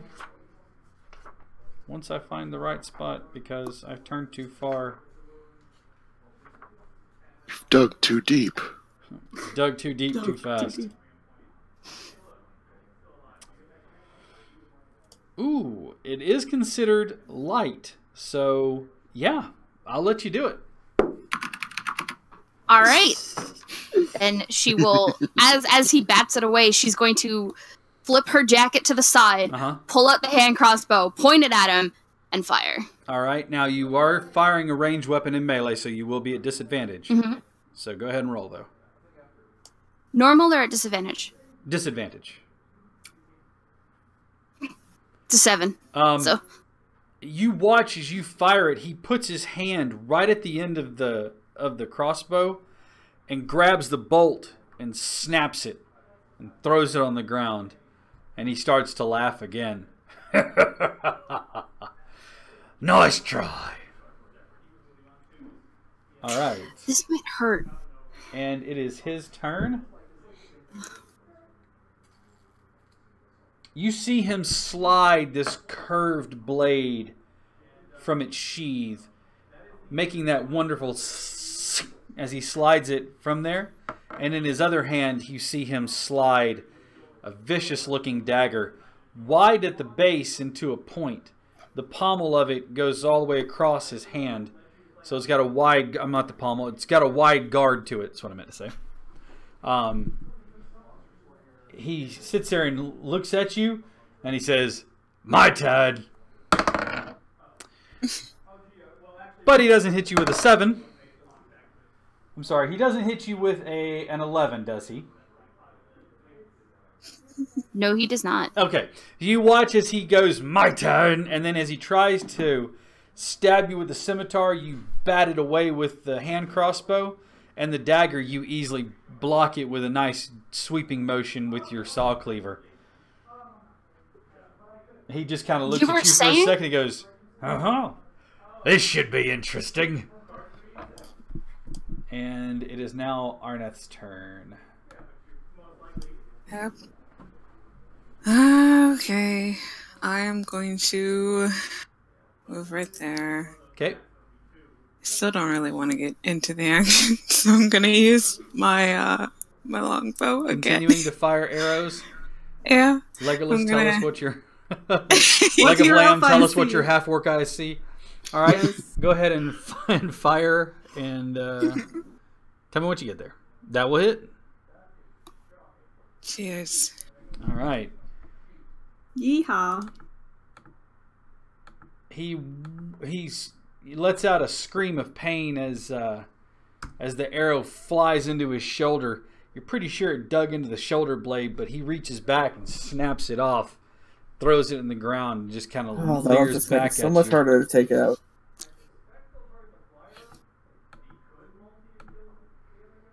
All right, Annalise, you can see this area now.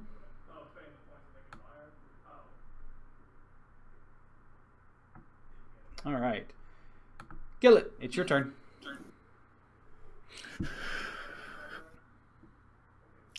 I think I'm going to be running around and doing a jump kick over to that guy. All right. Now, traditional martial arts jump kick, or are we talking WWE missile drop kick? Oh, definitely WWE. All right, I approve. Go for it. Now, am I going to need to do acrobatics check first? No, or- just roll to attack. All right. All right. Go ahead and roll damage. That does hit. All right. That's amazing.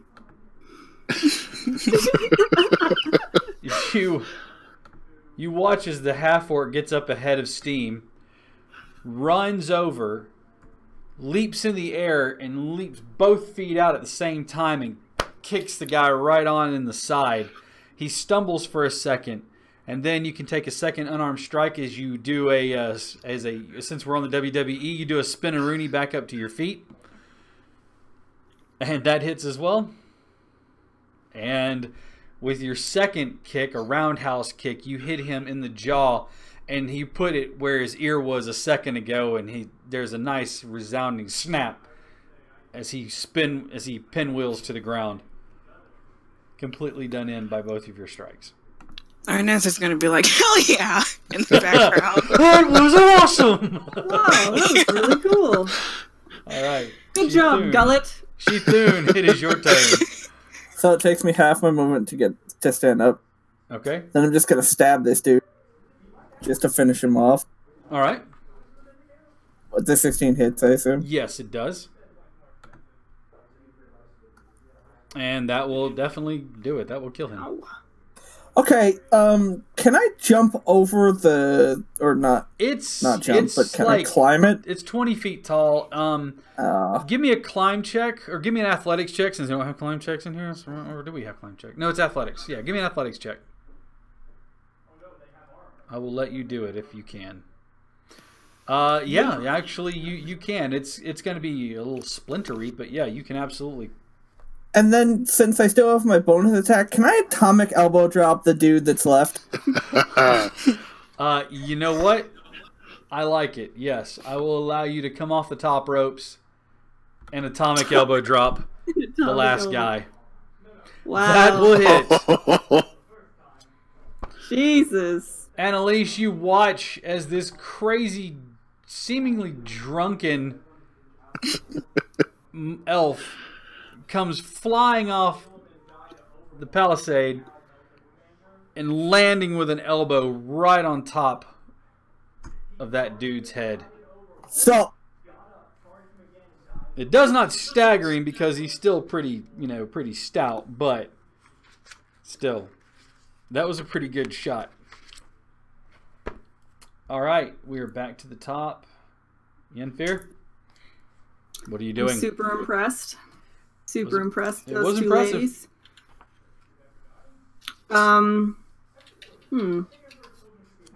What shall I do? I have really bad luck with my my close range weapons, so I'm just gonna go ahead while I can and cast another firebolt. Let's see. Who are you casting it at? At the This tent. guy. At the tent. At the tent. At the You tent. can't see him. He's behind the barricade that's there. And it's Okay. 15 feet high. Oh, it's 15 feet high. Right. Mhm. Just yeet it into the sky. We'll see where it lands. Yeah. As you, Um, like a celebration in some small town in Mexico, you fire it into the sky. Unlike the bullets that come back down eventually, it dissipates somewhere in the air. No, are you going to move? You can move around the palisade and see him if you'd like to. okay, I will, because that Alright. seems like a good idea. All right, so you move around it. You see the tents. There's a campfire there, a larger tent that might have been his, and you see Shithun and Annalise standing on either side of him, keeping him occupied. All right, I will now let you fire your firebolt. Does it hit? Should I roll again? Roll again, please. Okay. Will it be better or worse? Let's see. Ooh. I'm a kind Yeah! DM. What can I say? Sometimes I'll let them Thank do you. things over again. All right, so you We're level 1, like this Cosmo. time you hit him. Congratulations. Go ahead and roll Thank damage, please. you. Ah! Yeah! Those are some eyebrows you don't have anymore I'm there, so mister. proud of you, My Jack. strength could not be contained. How'd you like that? Yeah, there's more where Right that as came you from. let it go, some silly thought pops in your head, and you give a little hint, and it makes your firebolt kind of go off. At first, you're like, "Oh God, it's gonna hit Shithun," but it doesn't. It skids past Shithun, hits the captain kind of like in the top of his head, and banks off and disappears somewhere into the ether. He goes up to reach for his head and goes, "I believe I've got less hair." Oh, burning hair. Oh, no. The smell of unwashed, greasy, burning hair. That's the best part. I'm far enough away, it doesn't bother me. Doesn't bother you at all. All right. Annalise, it is your turn. She's going to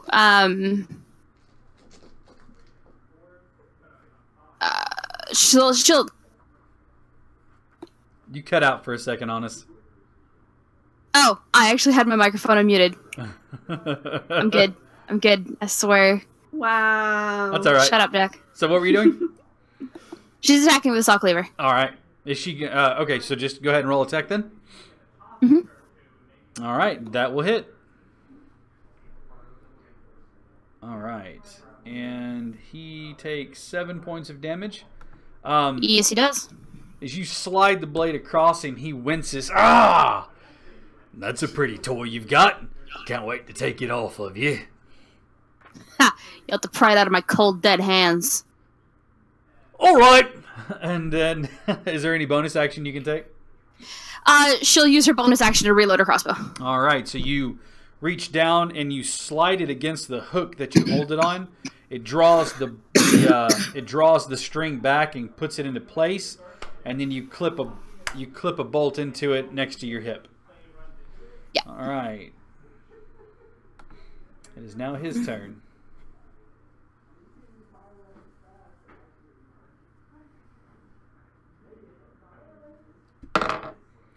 All right, he is going to try to hit you again, and he rolls a 17 on the die, plus 3, so 20 to hit you. That hits. And a 19 with the dagger. They both hit. All right. This is gonna hurt. Don't die. I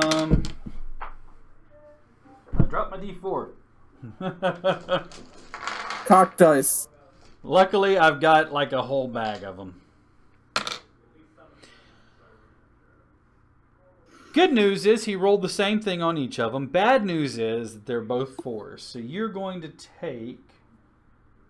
all of the healing I just got from Jack? You're going to take... Nope. Actually, 7 points of damage from the scimitar. And 7 points from the dagger. So 14 points total. I'm down. Good night. Like I said.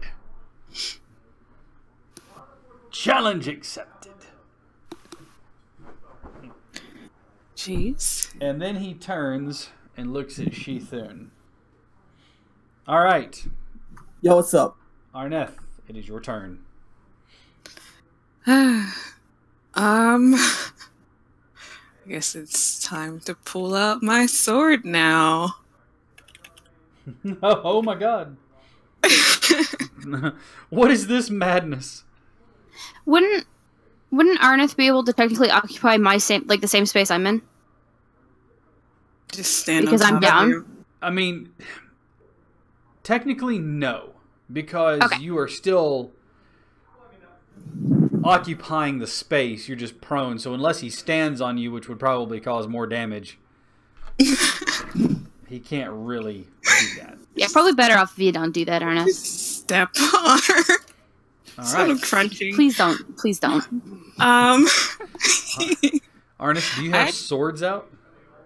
I actually don't want to attack. I want to pull Annalise's body away. All right. He is going to get an attack of opportunity on you if you do that. Okay. But you can absolutely grab her. Give me an athletics check, please. Okay. All right. You easily grab Annalise and can move her. And now he's going to take an attack. Where are you going with my prey? Does a 16 hit you? Yeah. And he brings the scimitar down around you and hits you for 8 points of damage. Okay. But And I'm going to successfully drag her. move Annalise out of the range of danger. Yeah. All right. More like Ranger Danger. Range of danger.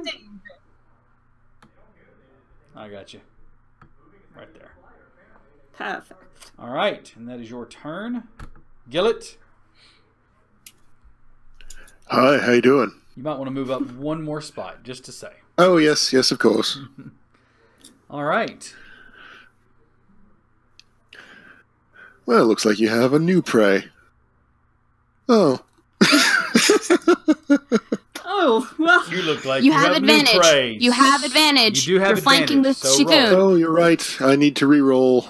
So I do roll have one more time advantage. normally. Just roll one time normally. Oh, normal. Okay, so let's say... You know what? It's the same number, so I'll give it to you because I feel like giving it to you, and I'm the DM, so there you go. I can do whatever I want. That's a perk. I can technically do whatever I want. All right, so go ahead and hit. Show me damage. All right. And are you going to use your unarmed strike? Be crazy not to. I agree. Kick That does the not shit. hit, though. So you slash him with the sword, and as you go to flat palm him, you hit and realize that he is a slab of human underneath that armor, and that probably did not have any effect whatsoever. Shithun. Sword first. All right. And that is a hit. Wow. These rolls. Those +7s at level 1 are kind of ridiculous. Yeah. So the blade comes across. Welcome to a monk who has like a 20 dexterity at first level. I mean, I've got +6 on my sock lever. Nice. All The right. sword comes across, and then she's gonna try to like kick out his knee or something. All right, go for it. Nice, that'll hit. Just sit down. You bring the blade across him, and he reels from the pain, and then as he does so, you reach up and kick him right in his right knee, and it does that thing where it comes out from underneath him, and he takes like the stumble but doesn't go down completely, and he kind of leers and he says, "Oh, we're gonna have that kind of a fight then. All right." And it is now Yenfir's turn. Huh. What should I do?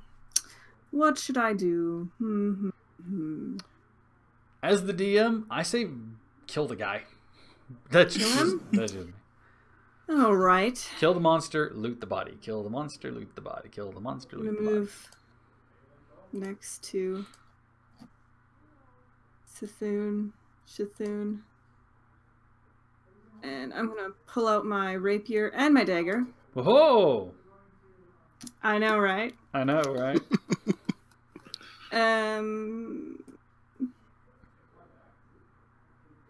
Okay. And I'm going to attack with my rapier. All right. The 10 does not hit, unfortunately. Shit. And how about my dagger? Shit! Also misses. Well, you You know, just But middle of combat, you just see Chitsun look over you and be like, you see as the bard draws both weapons, what hope, and then flourishes in place. I mean, it's a beautiful movement, working the rapier and the dagger together, and as they stop, both monks and the bandit captain look at him, and they're all like puzzled, like, what was that?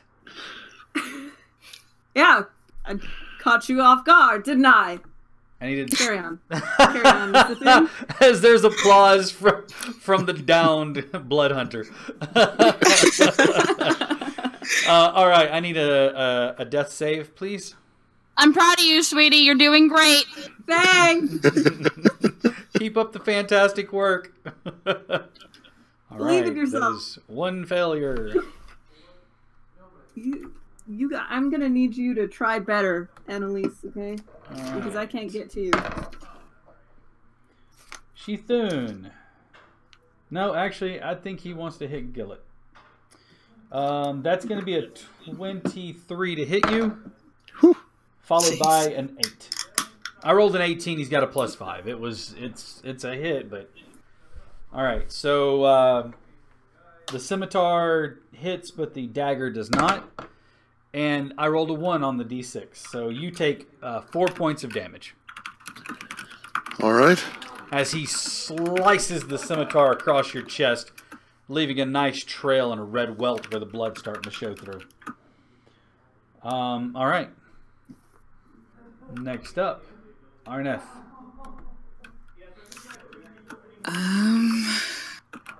Arneth? Yeah. Can I? Can I stand right there? You can stand right there. You could also try to make a medicine check. Okay. So I just rolled medicine. Yeah, you just make a medicine check. Just click on medicine. If you succeed, which you do, outstandingly, you've stabilized Annalise. Tearing a piece of your own cloth off of your cloak, or using the hem of her coat, you press and stem the flow of blood enough to where, you know, she's not too, but she's conscious enough that she can apply pressure to the wound, and she is now stabilized. She's no longer on death's door. Wonderful. All right. Because You're of stabilization, welcome. remember stabilization works if you stabilize, Thanks. or if you gain any hit points, you wipe your death saving throws. So there you go.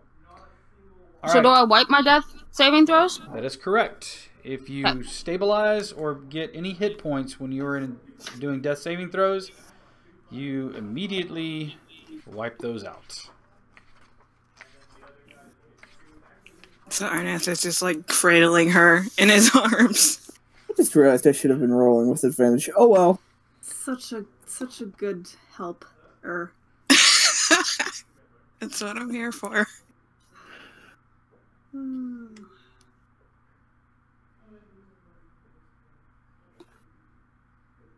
Sorry, hang on just 1 second. Mm-hmm.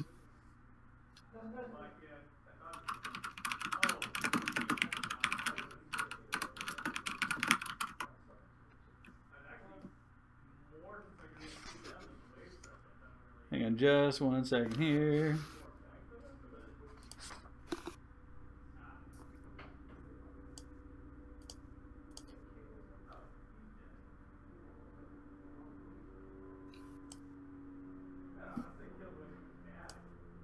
Yeah, okay.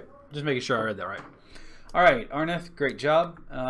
Gillet, your turn, and you have advantage, sir. All right. Well, as I stab him with my short sword, I will yell at him, "Your hair makes you look frail and weak." All right, and that will hit.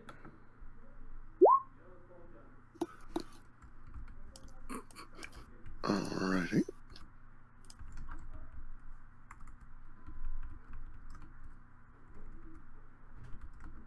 All right. So you stab him after mocking his hair. It's very rude of you.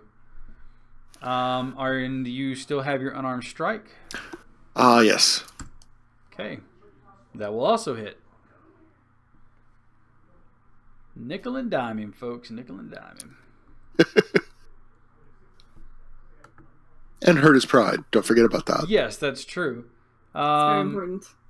You slice across his leg and bring it up, and as you do so, your action brings your hand around and you hit him in the head, in the side of the head with your fist, and it kind of cleans his clock a little bit, but he's still standing. He's looking, you know, hurt, but he doesn't look like he's going down just yet.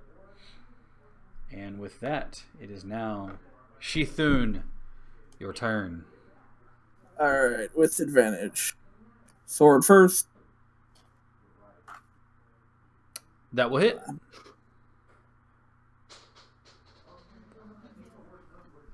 All right. How's he looking? Still beat He's to still hell? standing. He's looking hurt, though. He is right. bleeding from several cuts and wounds.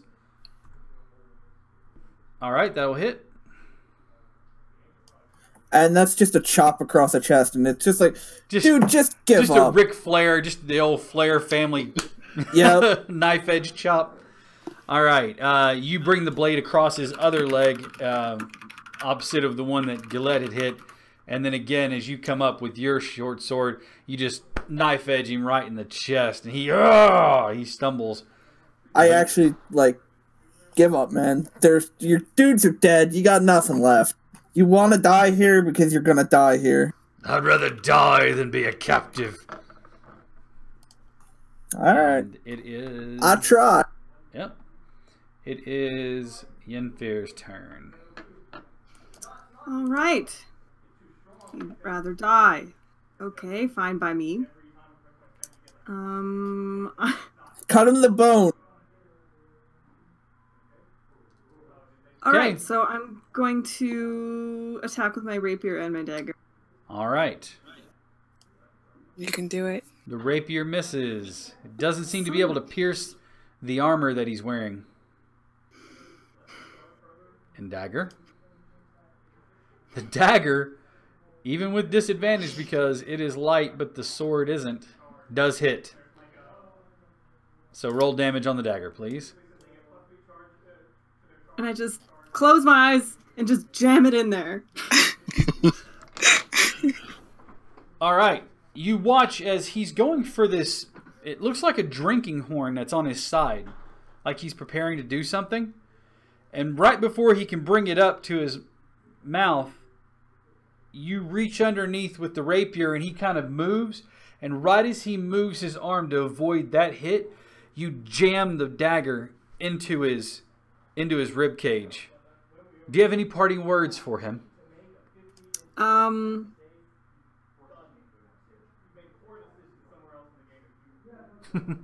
Say lovey. You're ugly. That was weak. That was weak from a bard. As the blade is withdrawn, your cutting words are going to be, "Stop it! It hurts." as you pull the dagger out, he looks down unbelievably, as though this dandy, this crazily dressed, moppy-haired, red-headed creature that can't insult worth to save his life just killed me. And with that, You're welcome. And I spit on him. he falls and lays prone. He is dead. Oh, you can do something. Listen. Wow. This Gullet. party's going to get along just fantastically. It's gonna be great. Can I, as he's falling, can I grab whatever the horn is? It's just a drinking horn. Exactly. Yeah, I mean, he's dead now. Oh. You can take it. Yeah, I'm taking the horn and I'm emptying it in my mouth. Gotta replace the stuff I emptied my stomach with earlier. Okay, in that case then, hang on just 1 second here.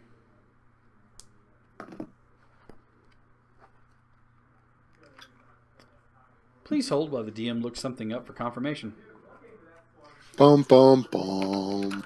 Do-do, do, do-do, do-do, do, do-do. Listen, I still have 6 hit points. I should be fine. Yeah. You're gonna be fine. You're perfectly fine. Everything's fine. We're fine. How are you? Oh my god, great. How are you? Oh, they're so young that they don't know the reference.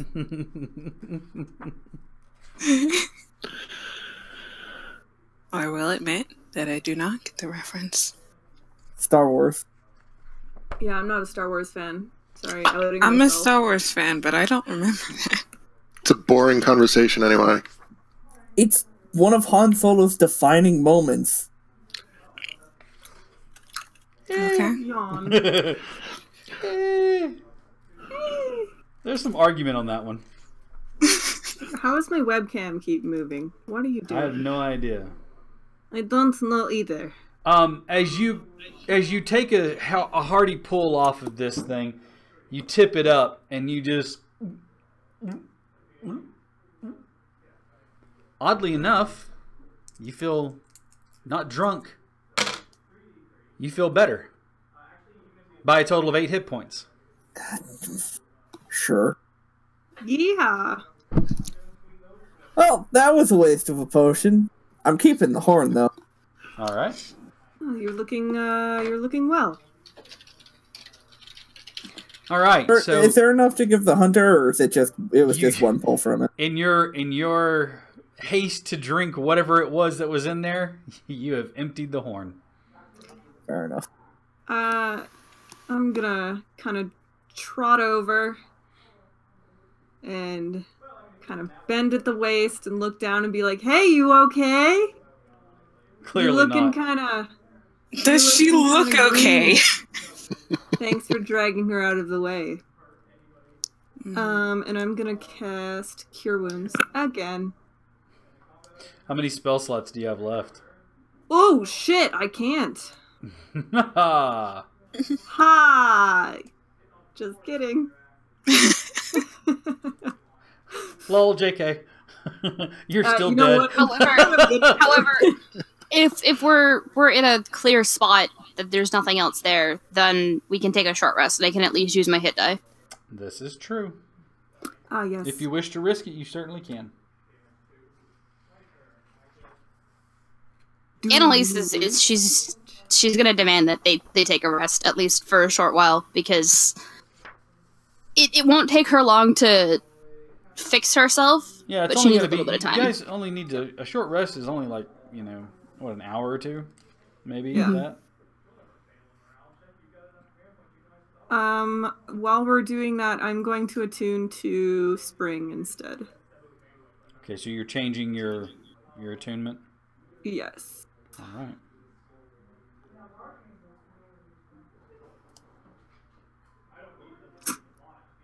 I love this spell I just got. Spring is minor illusion, by the way.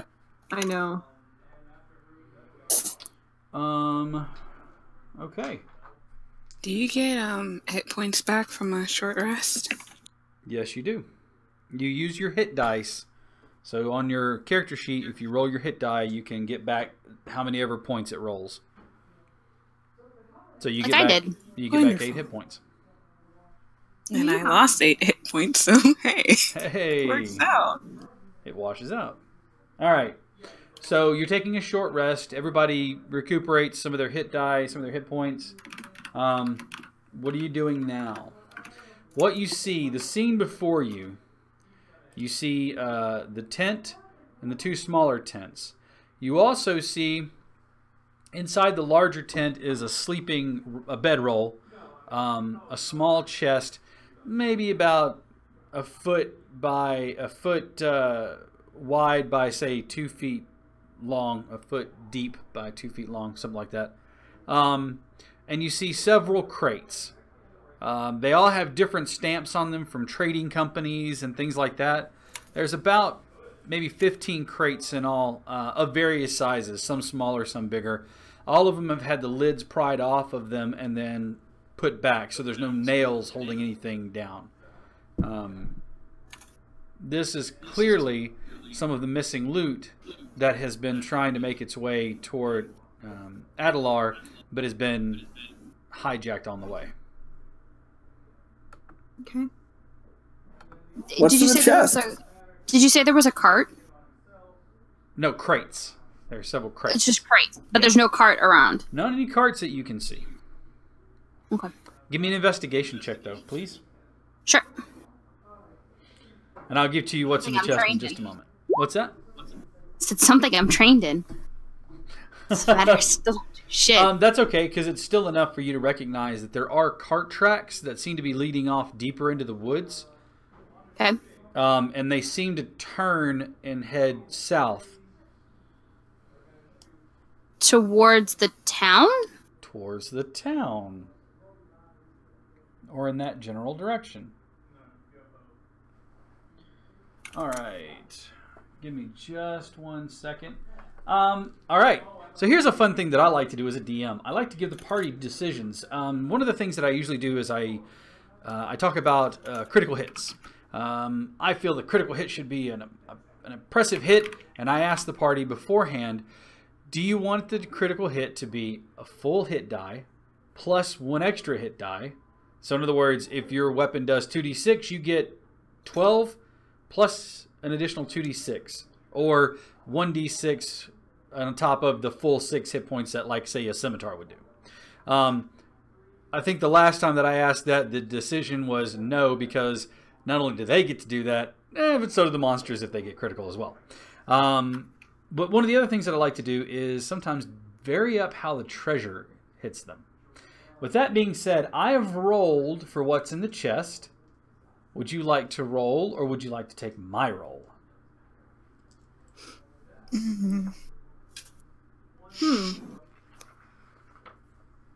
Decisions. I don't know. Is your roll good? What's your roll? Considering the fact that he just sat here and explained his crit system, I would assume he just rolled a nat 20 on whatever it is he rolled for our loot. No, I did not. I just rolled for it. So. I'm a gambler. Let's gamble. Yeah. All right. Pick somebody in the party then to roll, and I will read it off of the correct table. You know what, Steve? Go for it. Out of the Dungeon Master's Guide. Once I figure out how I think cameras Steve work. should roll it. All right. Actually, Steve, it's roll 1d100, please. All right.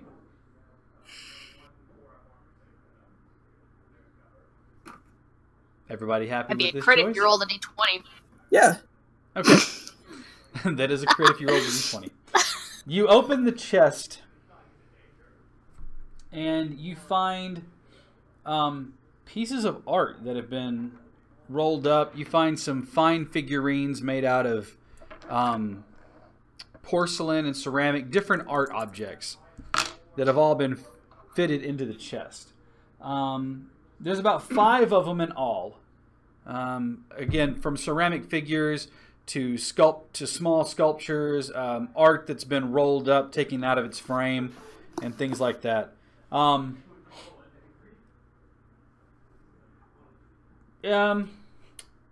Give me history or investigation. I will let you choose.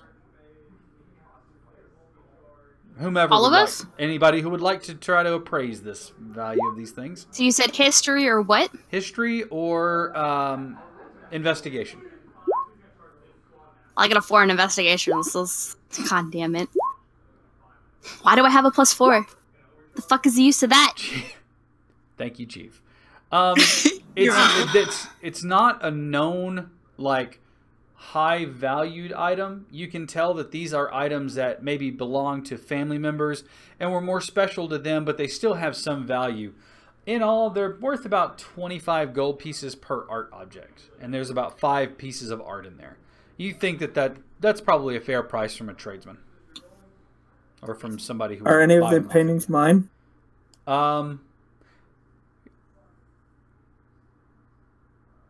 Pick high or low.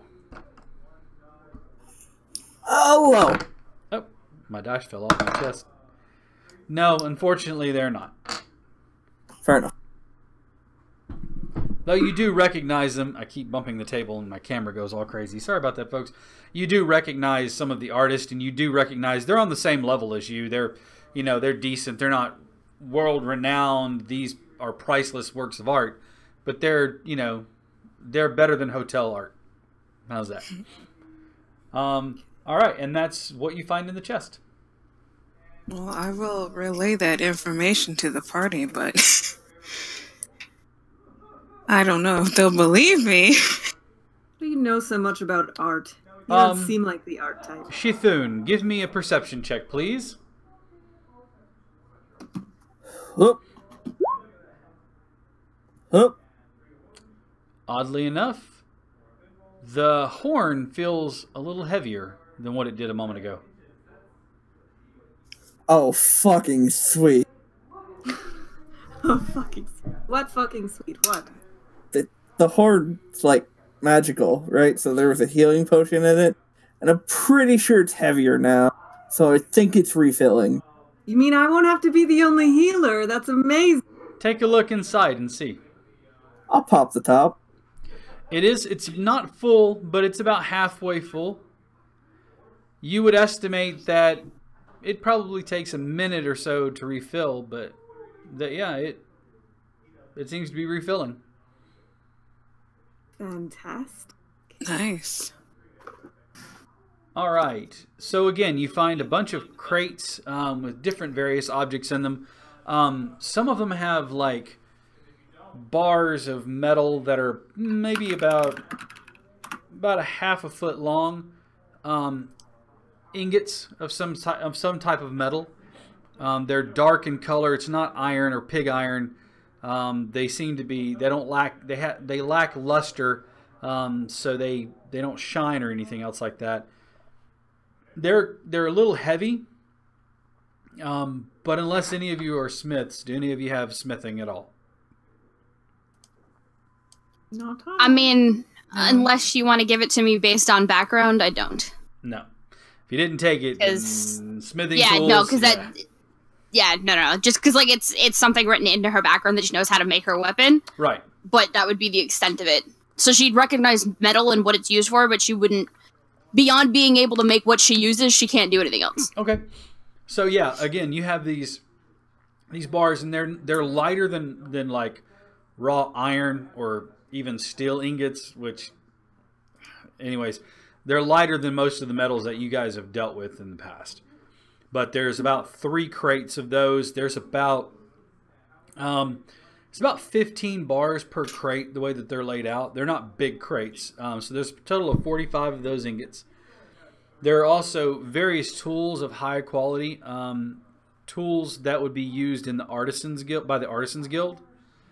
And as you're investigating and looking underneath the bedroll,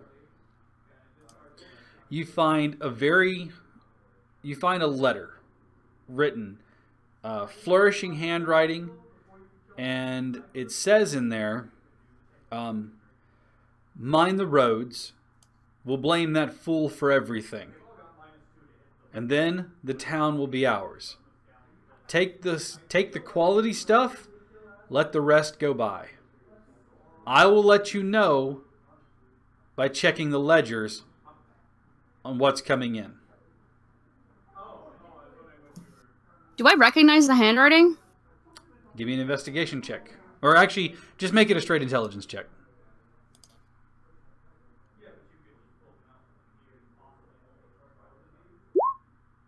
You do not.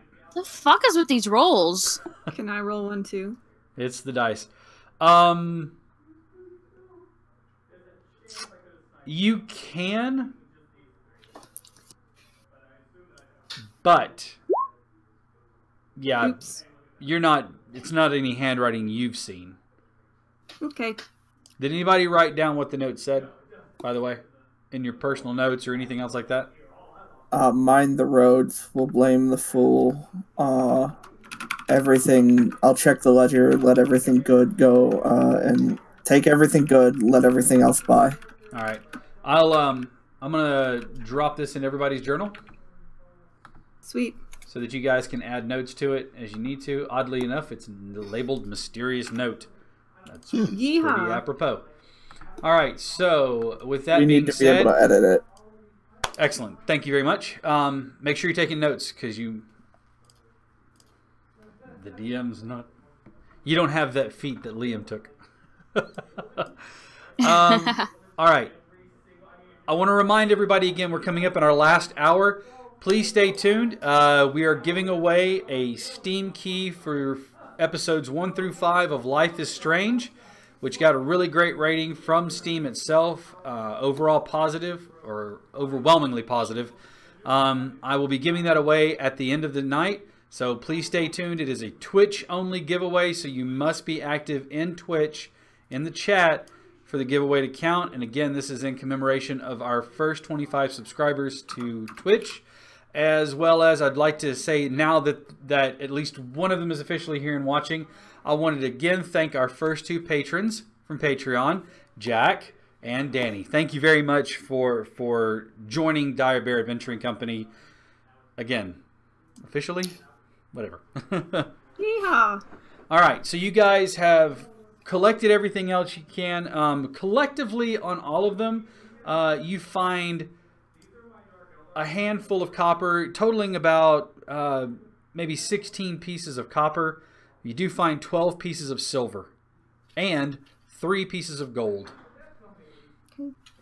Hey, Cap, we need to be able to actually edit the note that you gave us. Oh, did you not? Oh, hang on a second. Sorry, guys. I thought I said that. Oh, can be edited by all players. I'm going to go ahead and throw a party loot table up for you as well, so that way you guys have access to that. Handout. Party loot.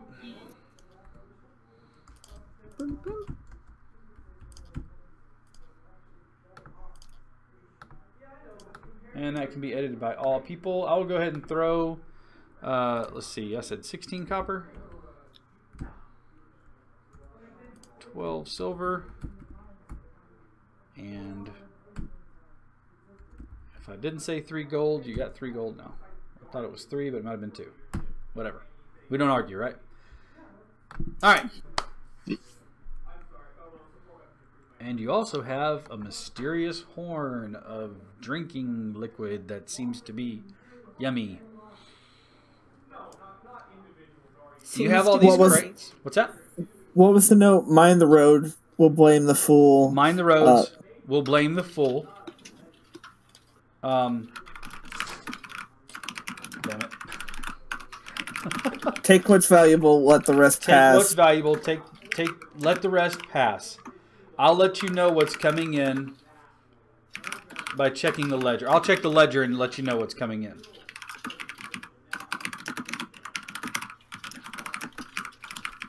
And was it something about the sound? The town will be ours soon. Yeah, the town will be ours soon. Ledger. All right.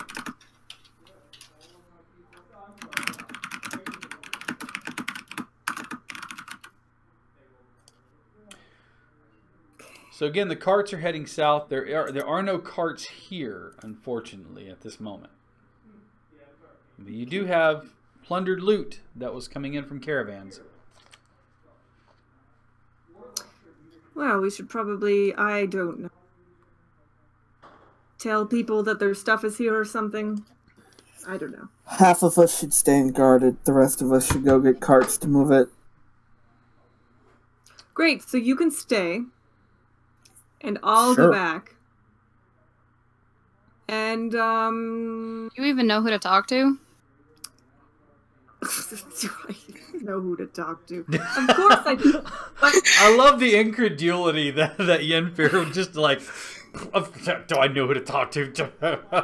Do you know who to talk to? But you know, these woods are scary and all. Maybe I should bring somebody with me. Annalise, you're coming with me. You've just been voluntold. Okay. All right. Are you guys going to split the party? We're apparently I am splitting giving you the biggest shit-eating grin right now. Are you guys going to split the party? Oh, no. Who's going where? Apparently Annalise and Yennefer are going back to town. Okay. What is everyone else doing? I'm gonna look through their packs and try to find food so I can start cooking. Yeah, they're easy enough to find rations and things like that. Gillet, Arneth, what are you guys doing? Well, I want to see if Chunkules there had anything else other than that pouch on him, the water pouch on him. Just his scimitar and the dagger. The dagger is it's a type of parrying dagger. And the scimitar is just a scimitar. The blade on it's a little thinner than some. I'm sorry, it's a little thicker than some. It's almost like a cutlass, but it's just a scimitar.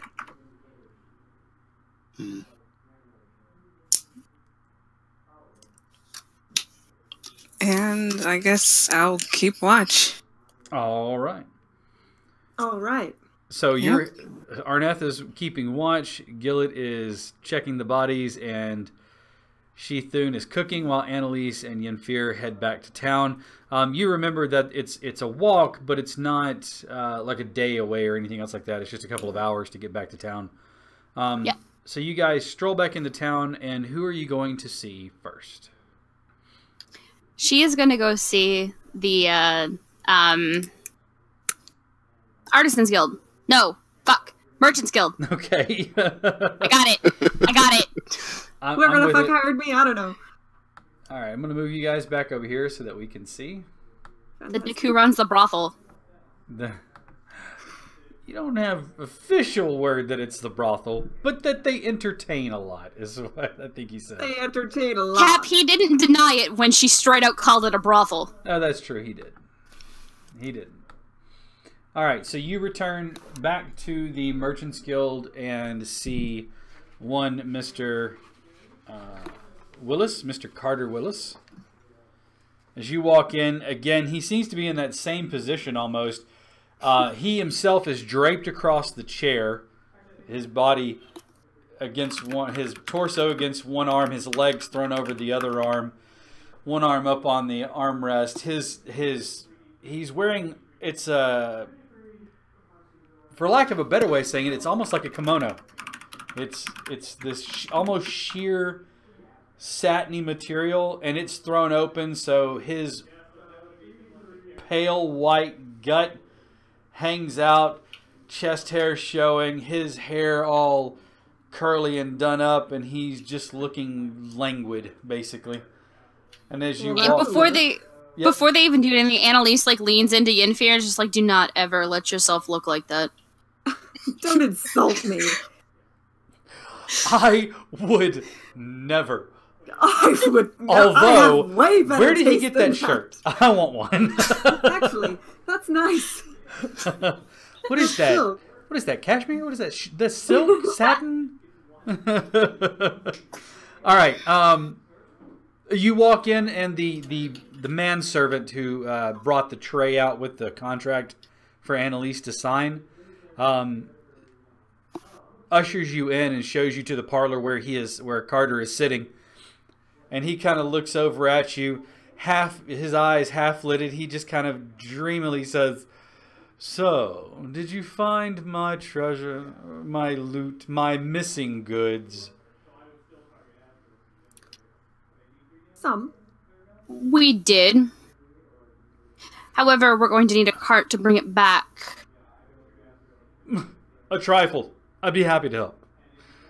And he swings his feet around and sets them down. You can see he's wearing sandals that would normally lace up, but he has cut the lace so they're just kind of hanging on his feet, making kind of almost an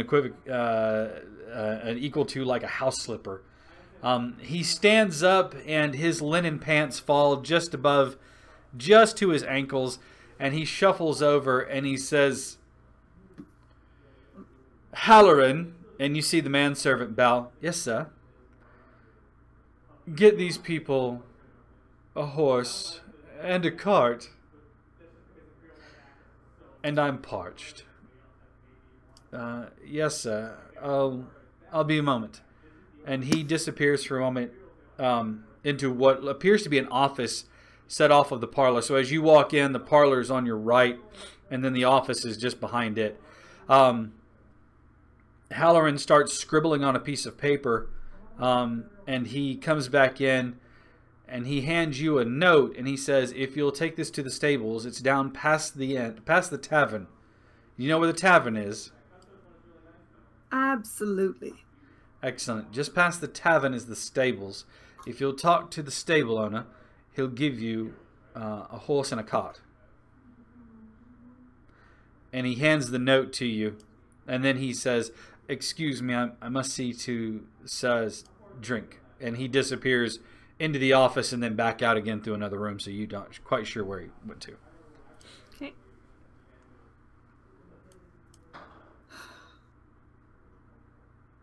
Wow. The Carter is eyeing Yenfir, just kind of smiling and kind of looking him up and down every once in a while. Is he looking at me? "I must say, that is a lovely outfit. Thank you. Wherever did you come across such a lovely set of clothing? Is it from Well- Silverhaven or Lanceport? I know all of the fashion." Well, I travel a lot, so really I pick my pieces up as I go. Yes. So A here real and there. continental, then, eh? Of Oh. course. As riveting as this conversation is going to be, we need to get back before something happens with those three. Oh, of course, of course. Farewell. Please stop by and see me again when you get a chance. I would love to talk haberdash and the fashions that are about at this time. Of course. Bye I'll now. be back. And he Bye. turns, hollering, Halloran, where's my drink? Ganfer's made a friend. Not And really. Sort of. Annalise is just gonna kind of like, without touching Infair, because like if she doesn't want to be touched, she doesn't want to touch other people. If she can like help it at all, no touching. She kind of like tries to move Infair without touching him. It's like, go. All right. Okay. Like hover hands pushing. Just kind of like, go on. There you go. All right. All right. As they walk out and they get far enough away from there, she's going to lean over and just, quietly say, he's not what he seems. Oh, we're all not what we. No, I mean, I'm pretty sure he has it in with the thieves that we just dispatched. Yeah. I'm getting that vibe. Well, we can tell the others when we get back. Yeah. Let's go get the horse and the cart. Yes. And she'll take the missive to the stable, hand it in, and get the horse and cart. All right. course. He looks over the missive. Shut up. He looks over the missive for a moment and kind of nods his head. And he says, all right. And he goes and hitches up. It's not the best horse he has, but it's definitely not a bad horse. But you can tell this nag ain't going quick. But he hooks it up to a cart that's probably big enough to carry all the crates that you guys had. It's a two-wheeled number that just kind of hooks to a simple yoke. And then you lead it back down. Party that is in the woods, they are gone for about an hour. I need everybody to give me a perception check, please.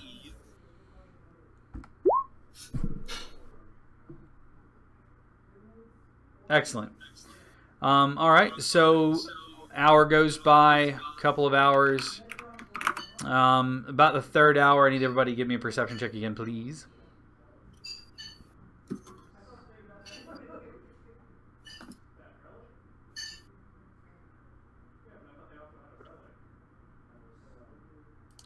All right. You hear the sound of a cart and a horse coming up from behind you. If you remember where the tent, I said there were the ruts that went off south.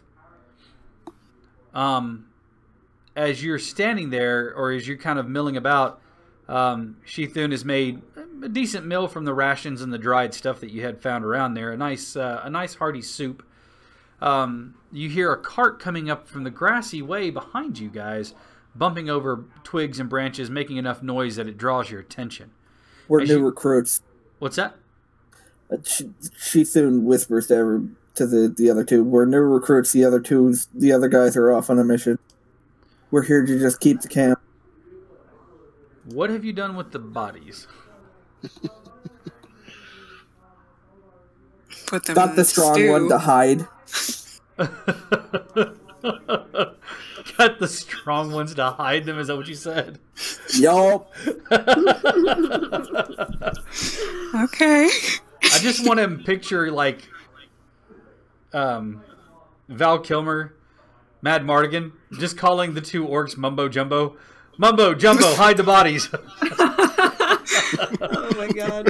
I'm cooking. Obviously, I can't hide the body. I'm busy. You are drunk, and when you are drunk, you forget. All right, so you've hidden the bodies in the brush. As you see the cart pull up, there are two bandits. They're maybe 17, 18 years old. They're really young.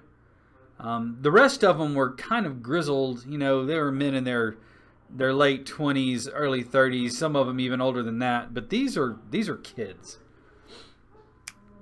And one of them says, "Huh? Who are you?" We're new. "Well, yeah. I mean, that's obvious. But who are you? I'm Thune. I'm the new cook. Marcus. Yeah? We have had a cook. No. Looks Well, like old Bob's got us a cook now. Alright. You got anything made right now? I got some soup. They kind of look at each other hungrily and they walk over and sit down. And they Come on, boys. It's pretty good, I promise. they grab a couple of bowls out of some of the mess kits and they start serving themselves up. They sit down and they start tucking in, not even paying attention, taking you at your word. Oh, Marcus, they're not smart. the what seems to be the dullard, asks, "Where's Bob?" They heard that a new cart was coming in that they needed to stop. Left us here because they don't trust us in combat yet. All right. Make sure the camp doesn't get robbed while they're gone. All right. Make me a persuasion check.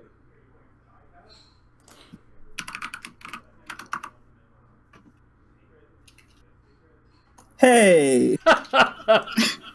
They both Nice. look at each other and they shrug and continue to eat their soup. They're not even going to question it.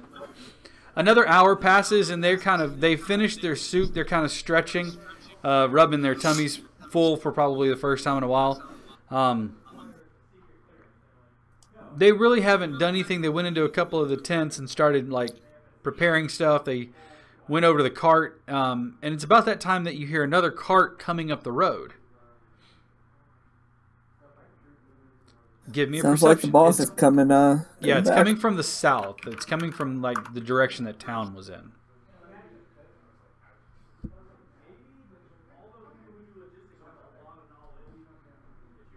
We need perception? No, actually you don't, because I'm pretty sure you guys aren't moving quietly up the road, are you, Annalise or Yenfir? I mean, it's an old horse. Clop, clop, clop, clop, clop, clop, clop, clop, clop, clop, clop. You look out around the palisade and you see Yenfir and Annalise coming up the road towards you. You see the two boys stand up and they kind of draw these ragged-looking short swords. You think it's going to be anything good, Marcus? Maybe. Come on then. And he looks at the two. He nudges you two, and you see them dart through the woods. Annalise, give me a perception check. Pretty easy. You're looking at your Don't tree. tell me that. You're looking Don't at your tell me tree. You watch as you see, almost narrowly missing it, but you see two bodies slide into position and cover themselves up quickly. If it weren't for the So, fact like, that you Under Mar- the Yes. the yes, the under like the in the ambush foxhole canopy, with the cover, right? Yes, correct. Okay. Now, is this like a solid ambush canopy? Like it's like made out of like It's like no, it's almost like a top, it's or is it just It's a frame, and it's got some kind of cloth. You're suspecting it's burlap stretched over it, and it's had like the shrubbery and stuff punched into it so that it's in place. So it's rigid on the sides, but it's flexible in the middle. I'd like to say that I am slowly following them and not getting into the ambush. Okay, you're not getting into the ambush hole. All right, but you're following them in the woods. Give me a stealth check if you're going to try to follow them quietly. Oh, no, I didn't say quietly. Okay. All right, then. You're following along, but I'm just going to stop in the middle of the road and stare at them in there. from inside of the thing you hear, "What are you doing, you idiot? Get out of the road. I'm going to see you. Get out of the road. Come here. Come here." Where? she's gonna get off of the cart. Okay. She's gonna walk towards the foxhole. She's gonna grab the burlap, rip it off, hold her saw cleaver up, and be like, "Hello, boys." And the moment you rip it off, it's that comic moment that you see two boys who don't know any better, who get scared to death. They just grab each other. What are you doing? And then they push off of each other. You were afraid? No. She's gonna crouch down and be like, boys, because you're little more than boys. Go home to your parents. Marcus, his mom and dad are dead. He's got no parents. Then I guess he goes home to yours. The fuck out of here. I don't want to go home to my parents. Why do you think I left? You think I'd want to be there? They're horrible. Okay. She's gonna sit down on the edge of this little foxhole. Huh? And she's gonna launch into this horrific story of these beasts that prowl the city streets. And how they hunt, and like they hunt down, those who don't listen to their parents, and like she's just going on and on and on about this. Boogeyman story, right? Yes, she is. But she's pulling it all from her backstory. Yeah, like it's all backstory stuff. So this is all shit that she's actually seen. Is the mask up? Yeah. Oh, intimidation, please. The mask is up. Plus, they are going to see that this is like actually something that's happened because Haunted One background. Yep. Intimidation. Yes. Oh God! Please, for the love of God. You have had a shit night with the rolls. I really have. I'm scaroused. Remind me on the Haunted One, the that special thing that they have. Is it where you can project the story so well that they actually kind of like envision it? Those who look into your eyes can see that you have faced unimaginable horror and that you are no stranger to darkness. Though they might fear you, commoners will extend every courtesy and do their utmost to help you. That's that 1,000-yard stare of a man who's seen some shit. Wow. Mm-hmm. Like, what the fuck are you doing over there? They look, Why do they look terrifying? really uneasy. And you see Marcus tell you, I don't want to go home to Aaron's family either. His father hits us. I would rather be out in the wild. I don't want to get hit. And you see Aaron, the younger boy, who's like sniffling now. Mid-dog is drunk and he hits me. My ma ran off. I don't want to go home. Arnith is gonna stroll up and he's gonna look at Annalise and be like, "Why are you making these two boys cry?" I'm just setting them on the correct path. Okay. Honestly, we won't be stealing. We won't be She'll look at both of them, and she'll kind of give a thought for a second, and then she'll say, "Go to our Ardalan? Adelar. Adelar, thank you. Go to Adelar. Go to the Artisans Guild, and tell them that you want to learn a craft. That you want to learn their craft.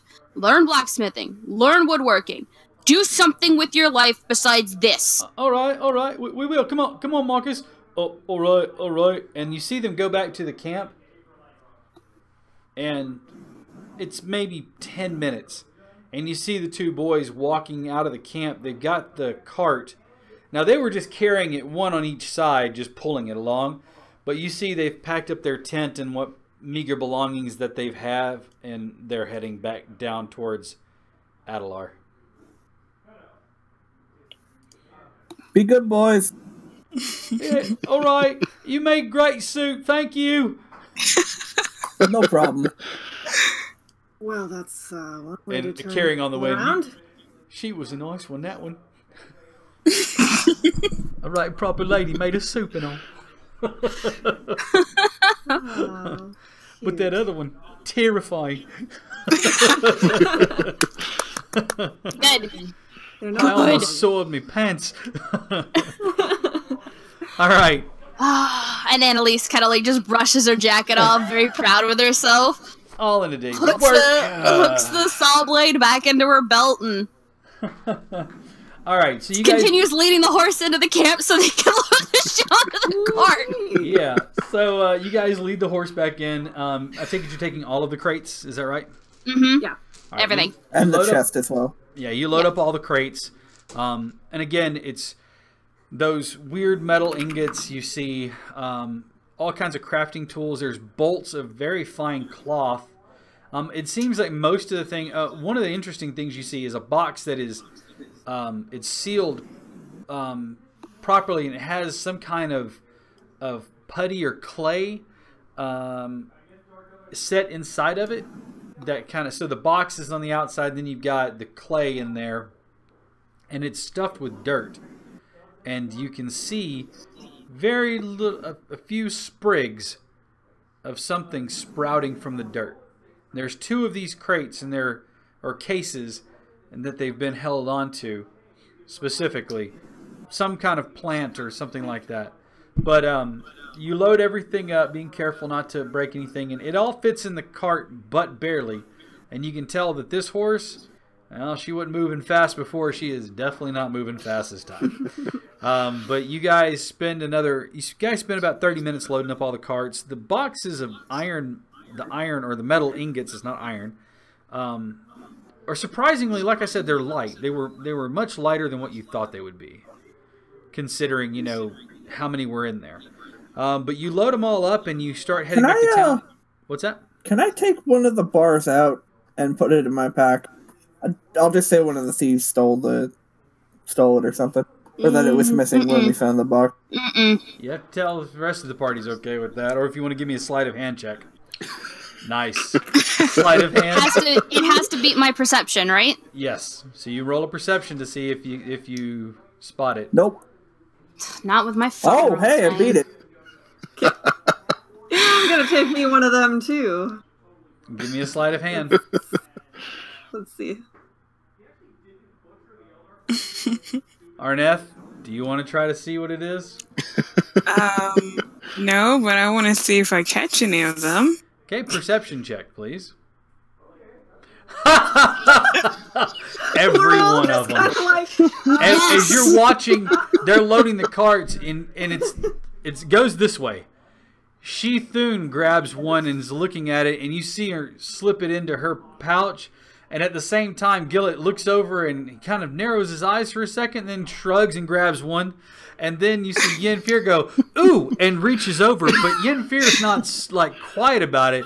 Although it was a really quick movement, you heard it was the lack of poker face that gave, ooh!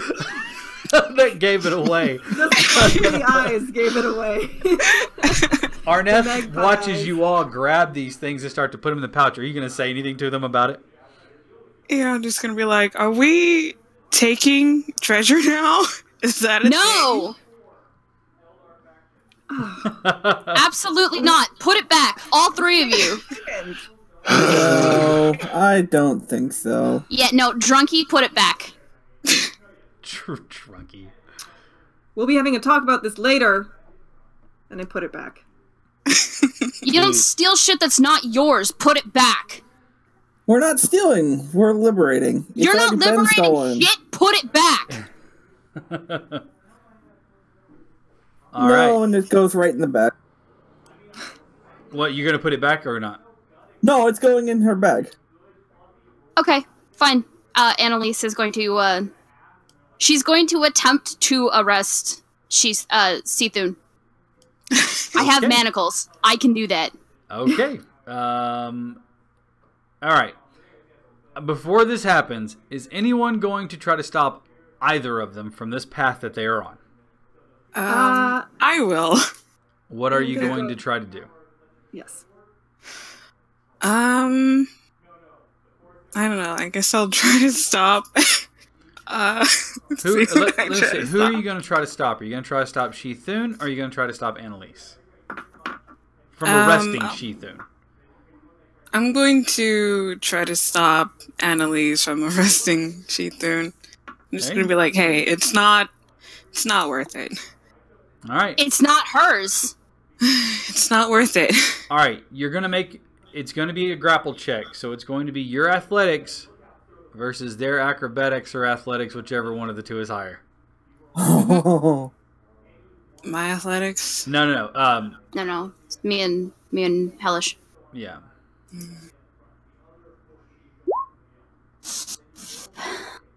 Well. Ha! You watch In response, What's that? as soon as the manacles come on, Uh-huh. I'd like to headbutt her. Roll to attack.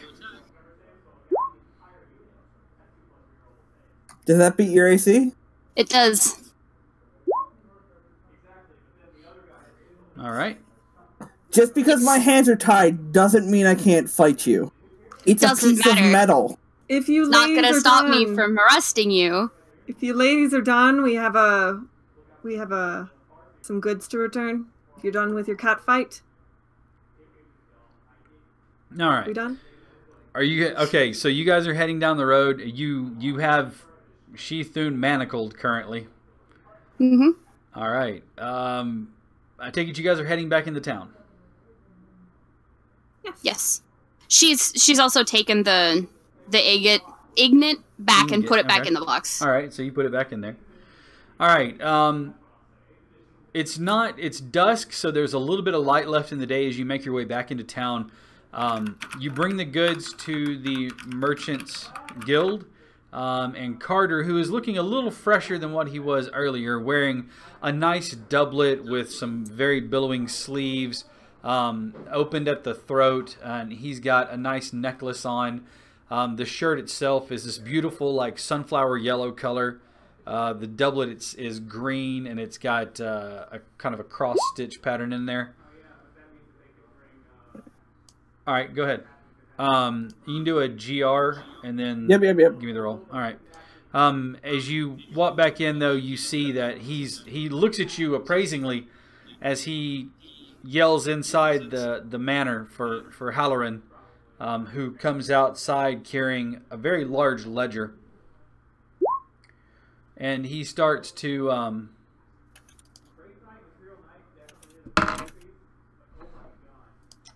hang on just 1 second here. No, it doesn't succeed. As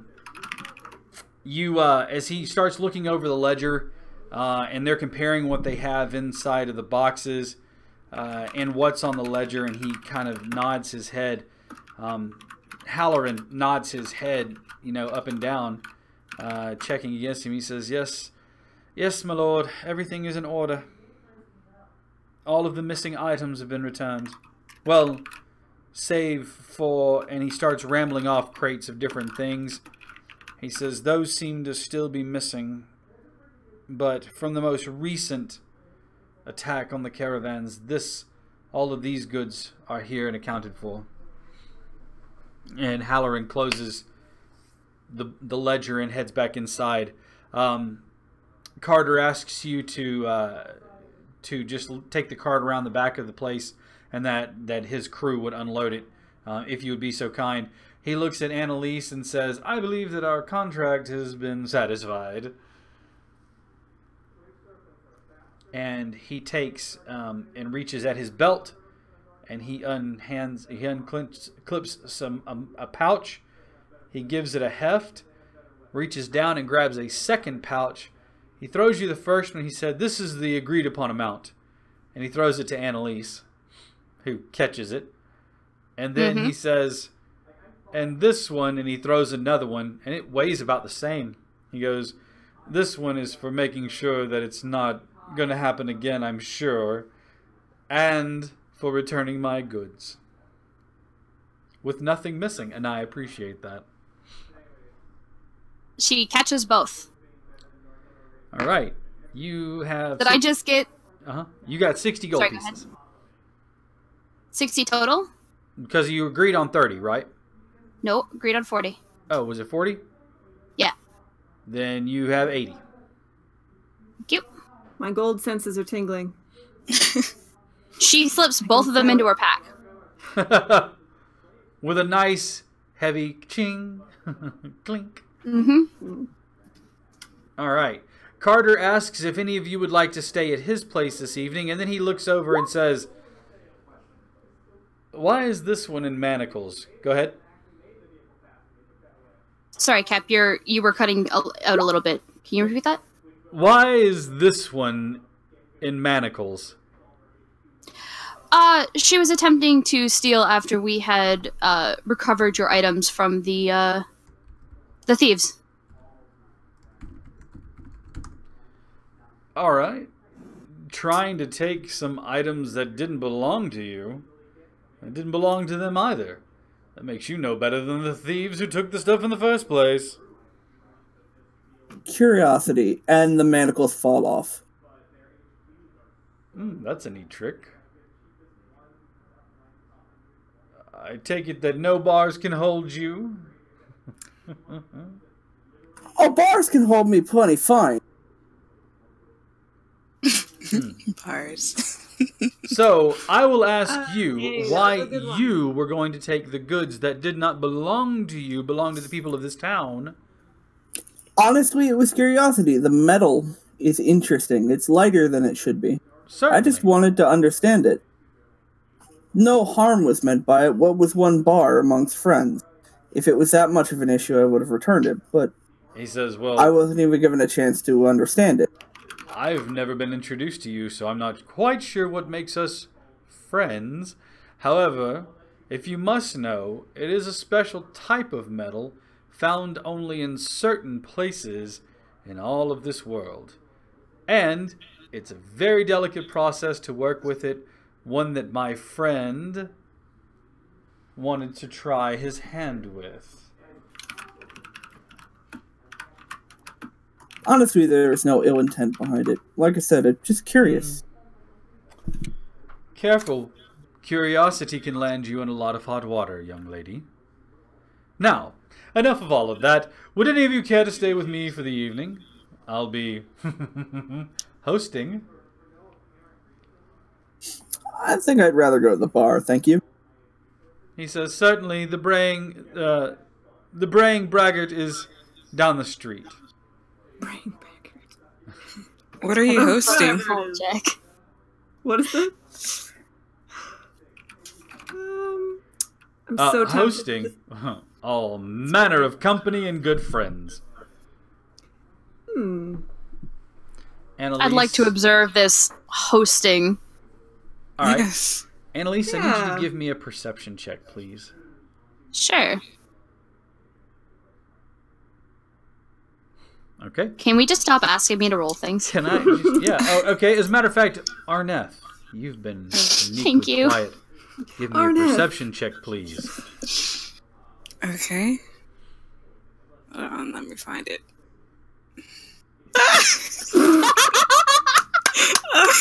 No. How'd I do it? I can't Beautiful. I'll tell you what. The rest of you give me a perception check. Oh god. All I love it. Chief, thank you for not letting me be alone. Wow. You guys. All right, Gillett. Gillet's got it. What do your orc eyes see? Standing just at the edge of the farmer's market, kind of hidden in the shadows of the fading day, you see a tall, thin figure. A hawk nose catches just the glint of light that outlines it, and you hear a muttering under its breath. You can't make out what it's saying because it's too far away from you, but you definitely see a figure that in this town is quite noticeable. You see arms fold and what you can imagine is only an attitude of haughtiness or huffiness, if you will. You can clearly see Marin Marks, the head of the Farmers Co-op, who is none too pleased with your current situation. All right. Are you guys going to stay with Carter for the evening? Hell yeah, I am. Okay, Yenfir is. Annalise, you said you were interested. I want I to will. observe, but I don't want to participate. Shithun is going to the inn or to the tavern. They're two different places. Wherever they serve the hardest liquor they have. The tavern it is. Gillett, Arneth, Sleep what are you under the guys table. doing for the evening? I'm gonna check out what he's hosting. Carter, okay. Gillett, It'll be fun. You're muted, man. try again. You're muted, I think. I was muted. There you go. Oh, I might as well join them. All right. Sheathune, you go back to the Braying Braggart. You find yourself plenty to drink and fall into the cups for the night. The total will probably cost you about maybe about 3 silver for as much as you drink. You know, they're not very expensive drinks, but they're stout. The rest of you find out what he means by hosting. As a parade of both men and women in all manner of dress traipse up and down the 2-story building, all manner of well-dressed individuals show up to the party, quote-unquote, to apparently celebrate his good fortune and having the goods that were stolen from him returned. And that is where we will end for the night. Congratulations, everyone is now level 2. Yay! Yay! We did it! We survived. Congratulations! All right. Hit dice, hit dice. Oh, I don't have anything in my hit dice value. That's okay. If you've put in that you're a bard under your class, if you just hit dice, it'll roll what your hit dice is for bard. Yeah. Average for 10 would be 6, right? That is correct. Half plus 1 plus your mod. Okay. Half plus my mod. Half plus 1 plus your mod. Thank you. No problem. It's 8. All right. We are level 2. The time has come, Also, ladies and gentlemen, for those of you who are live in the Twitch stream. We're going to be doing our drawing. Sorry, just real quick. She did pick up her manacles and put them back in her bag. Okay, yes, you picked up your From the manacles. floor. I will have assumed you picked them up. All right, everyone. You are in the Twitch stream. You have a chance of winning. I will go ahead and lean to my producer, my hand behind my Oz. If you will, can you join us here in Discord? Morgan, please. Or can you see who our winner is? Because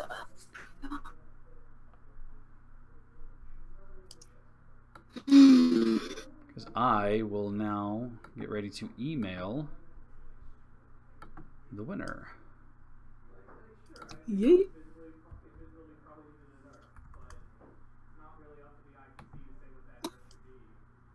No! That's incorrect. Okay.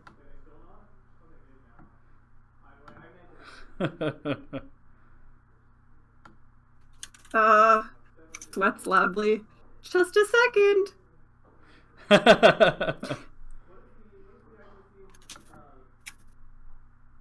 Hey, we have another patron, so I want to thank the Phoenix 707 for joining Dire Bear Adventuring Company. Congratulations and welcome to the party. Welcome to the party. The party that never ends. Until it does. And then we reconvene later. Yes. And then we share the loot. Share the loot. Oh, Share. well. Well, except that which Annalise has. We'll see. I mean, you say that, but at no point did anybody ask about payment. This is true. I did not have a chance. I was gearing up to it. You're getting goblin ears. Whatever. Gobbliers is the technical Gobbliers. You're getting gobbliers. Now, to be fair, she does have a sense of fair play, so when she goes to help you guys with your stuff, she won't take any of that payment. But Yenfir will definitely ask for his own payment as part of helping. And she will lightly tap his cheek and say, not a fucking chance. We'll see how high my Charisma is. Is that a persuasion roll? Be like, I think you should. I mean, I did cast Cure Wounds, and, you know, you could have died without it. Could have died. You almost did die. died. Yeah. All right. Bear Haven't with me we just all? 1 second here, folks. Yeah, we were having. Upcoming again, I just want to make everybody aware that the Huntsville Comic Con is coming up at the end of March. It is going to be March 30th and 31st. I will be there playing 2 games, one in the morning and one in the afternoon. It will be a 5th edition. I will have pre-generated characters along with miniatures, and that for a mere $10, you can actually get to keep your miniature, and it will be painted for you by a very skilled artist, our very own Dire Bear Adventuring Company's Morgan. He'll be painting miniatures for you while I run the campaign. So come by and drop in. If not to get a mini, go ahead and just play with us anyways. I've got table spots open, but sign up now because I hope, I'm crossing my fingers, that they fill up quickly. It'll be a single shot called Theron's Traveling Theater. It'll be a lot of fun, and at least I think it's fun. It was really fun the last time I ran it at Rocket City Brewery. I can't say that word. At Rocket City Brewery, and for one of their game days, we had a blast. A lot of fun was had, and people nearly got smothered, and that's all I'm going to say about that one. All right.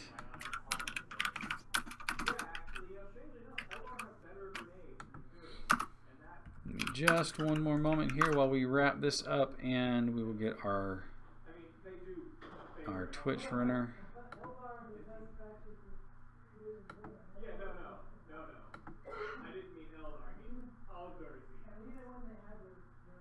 All right.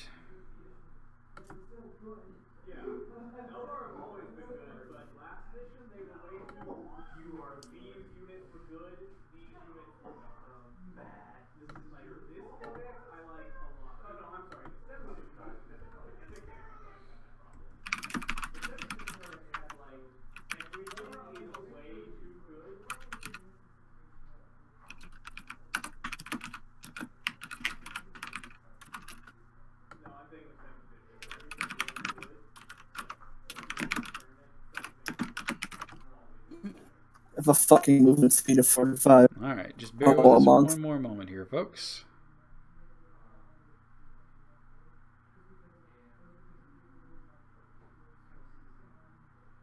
You did it, Zeo Cobra. Damn it. Yeah, if you have the game and you would like to, I'm going to send it to you as a gift. So if you would like to give that to someone else, you can feel free to do so. But go ahead and message at DireBearGM and I will send you the key. I will need your email address so that I can send it to you, because I am gifting it to you and you can do with it what you will. All right, I want to thank everybody again for tuning in. We will see you all again next week, Monday from 6 p.m. to 9 p.m. Do you guys have anything that you would like to announce? Any upcoming cons that you're going to be at, or art, or anything else like that that you're working on? Yeah. Maddie, go ahead. If anybody's going to be at the Toronto Comic Con next weekend, or sorry, not next weekend, this weekend, I'm going to be there with my mom, and I will be in Strike Commander Morrison, and she'll be in Captain Amari. Nice. We'll be walking around with a Black Patreyev and a Jet Soldier 76. So if you guys are from Toronto and you guys see us, please come up and say hi.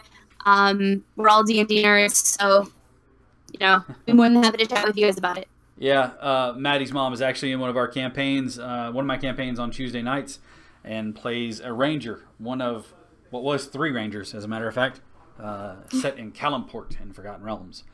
All right, guys, well, thank you so much for tuning in. Some of you I will see tomorrow, and the rest of you I will see next week. Look forward to hosting again, and until then, roar for initiative!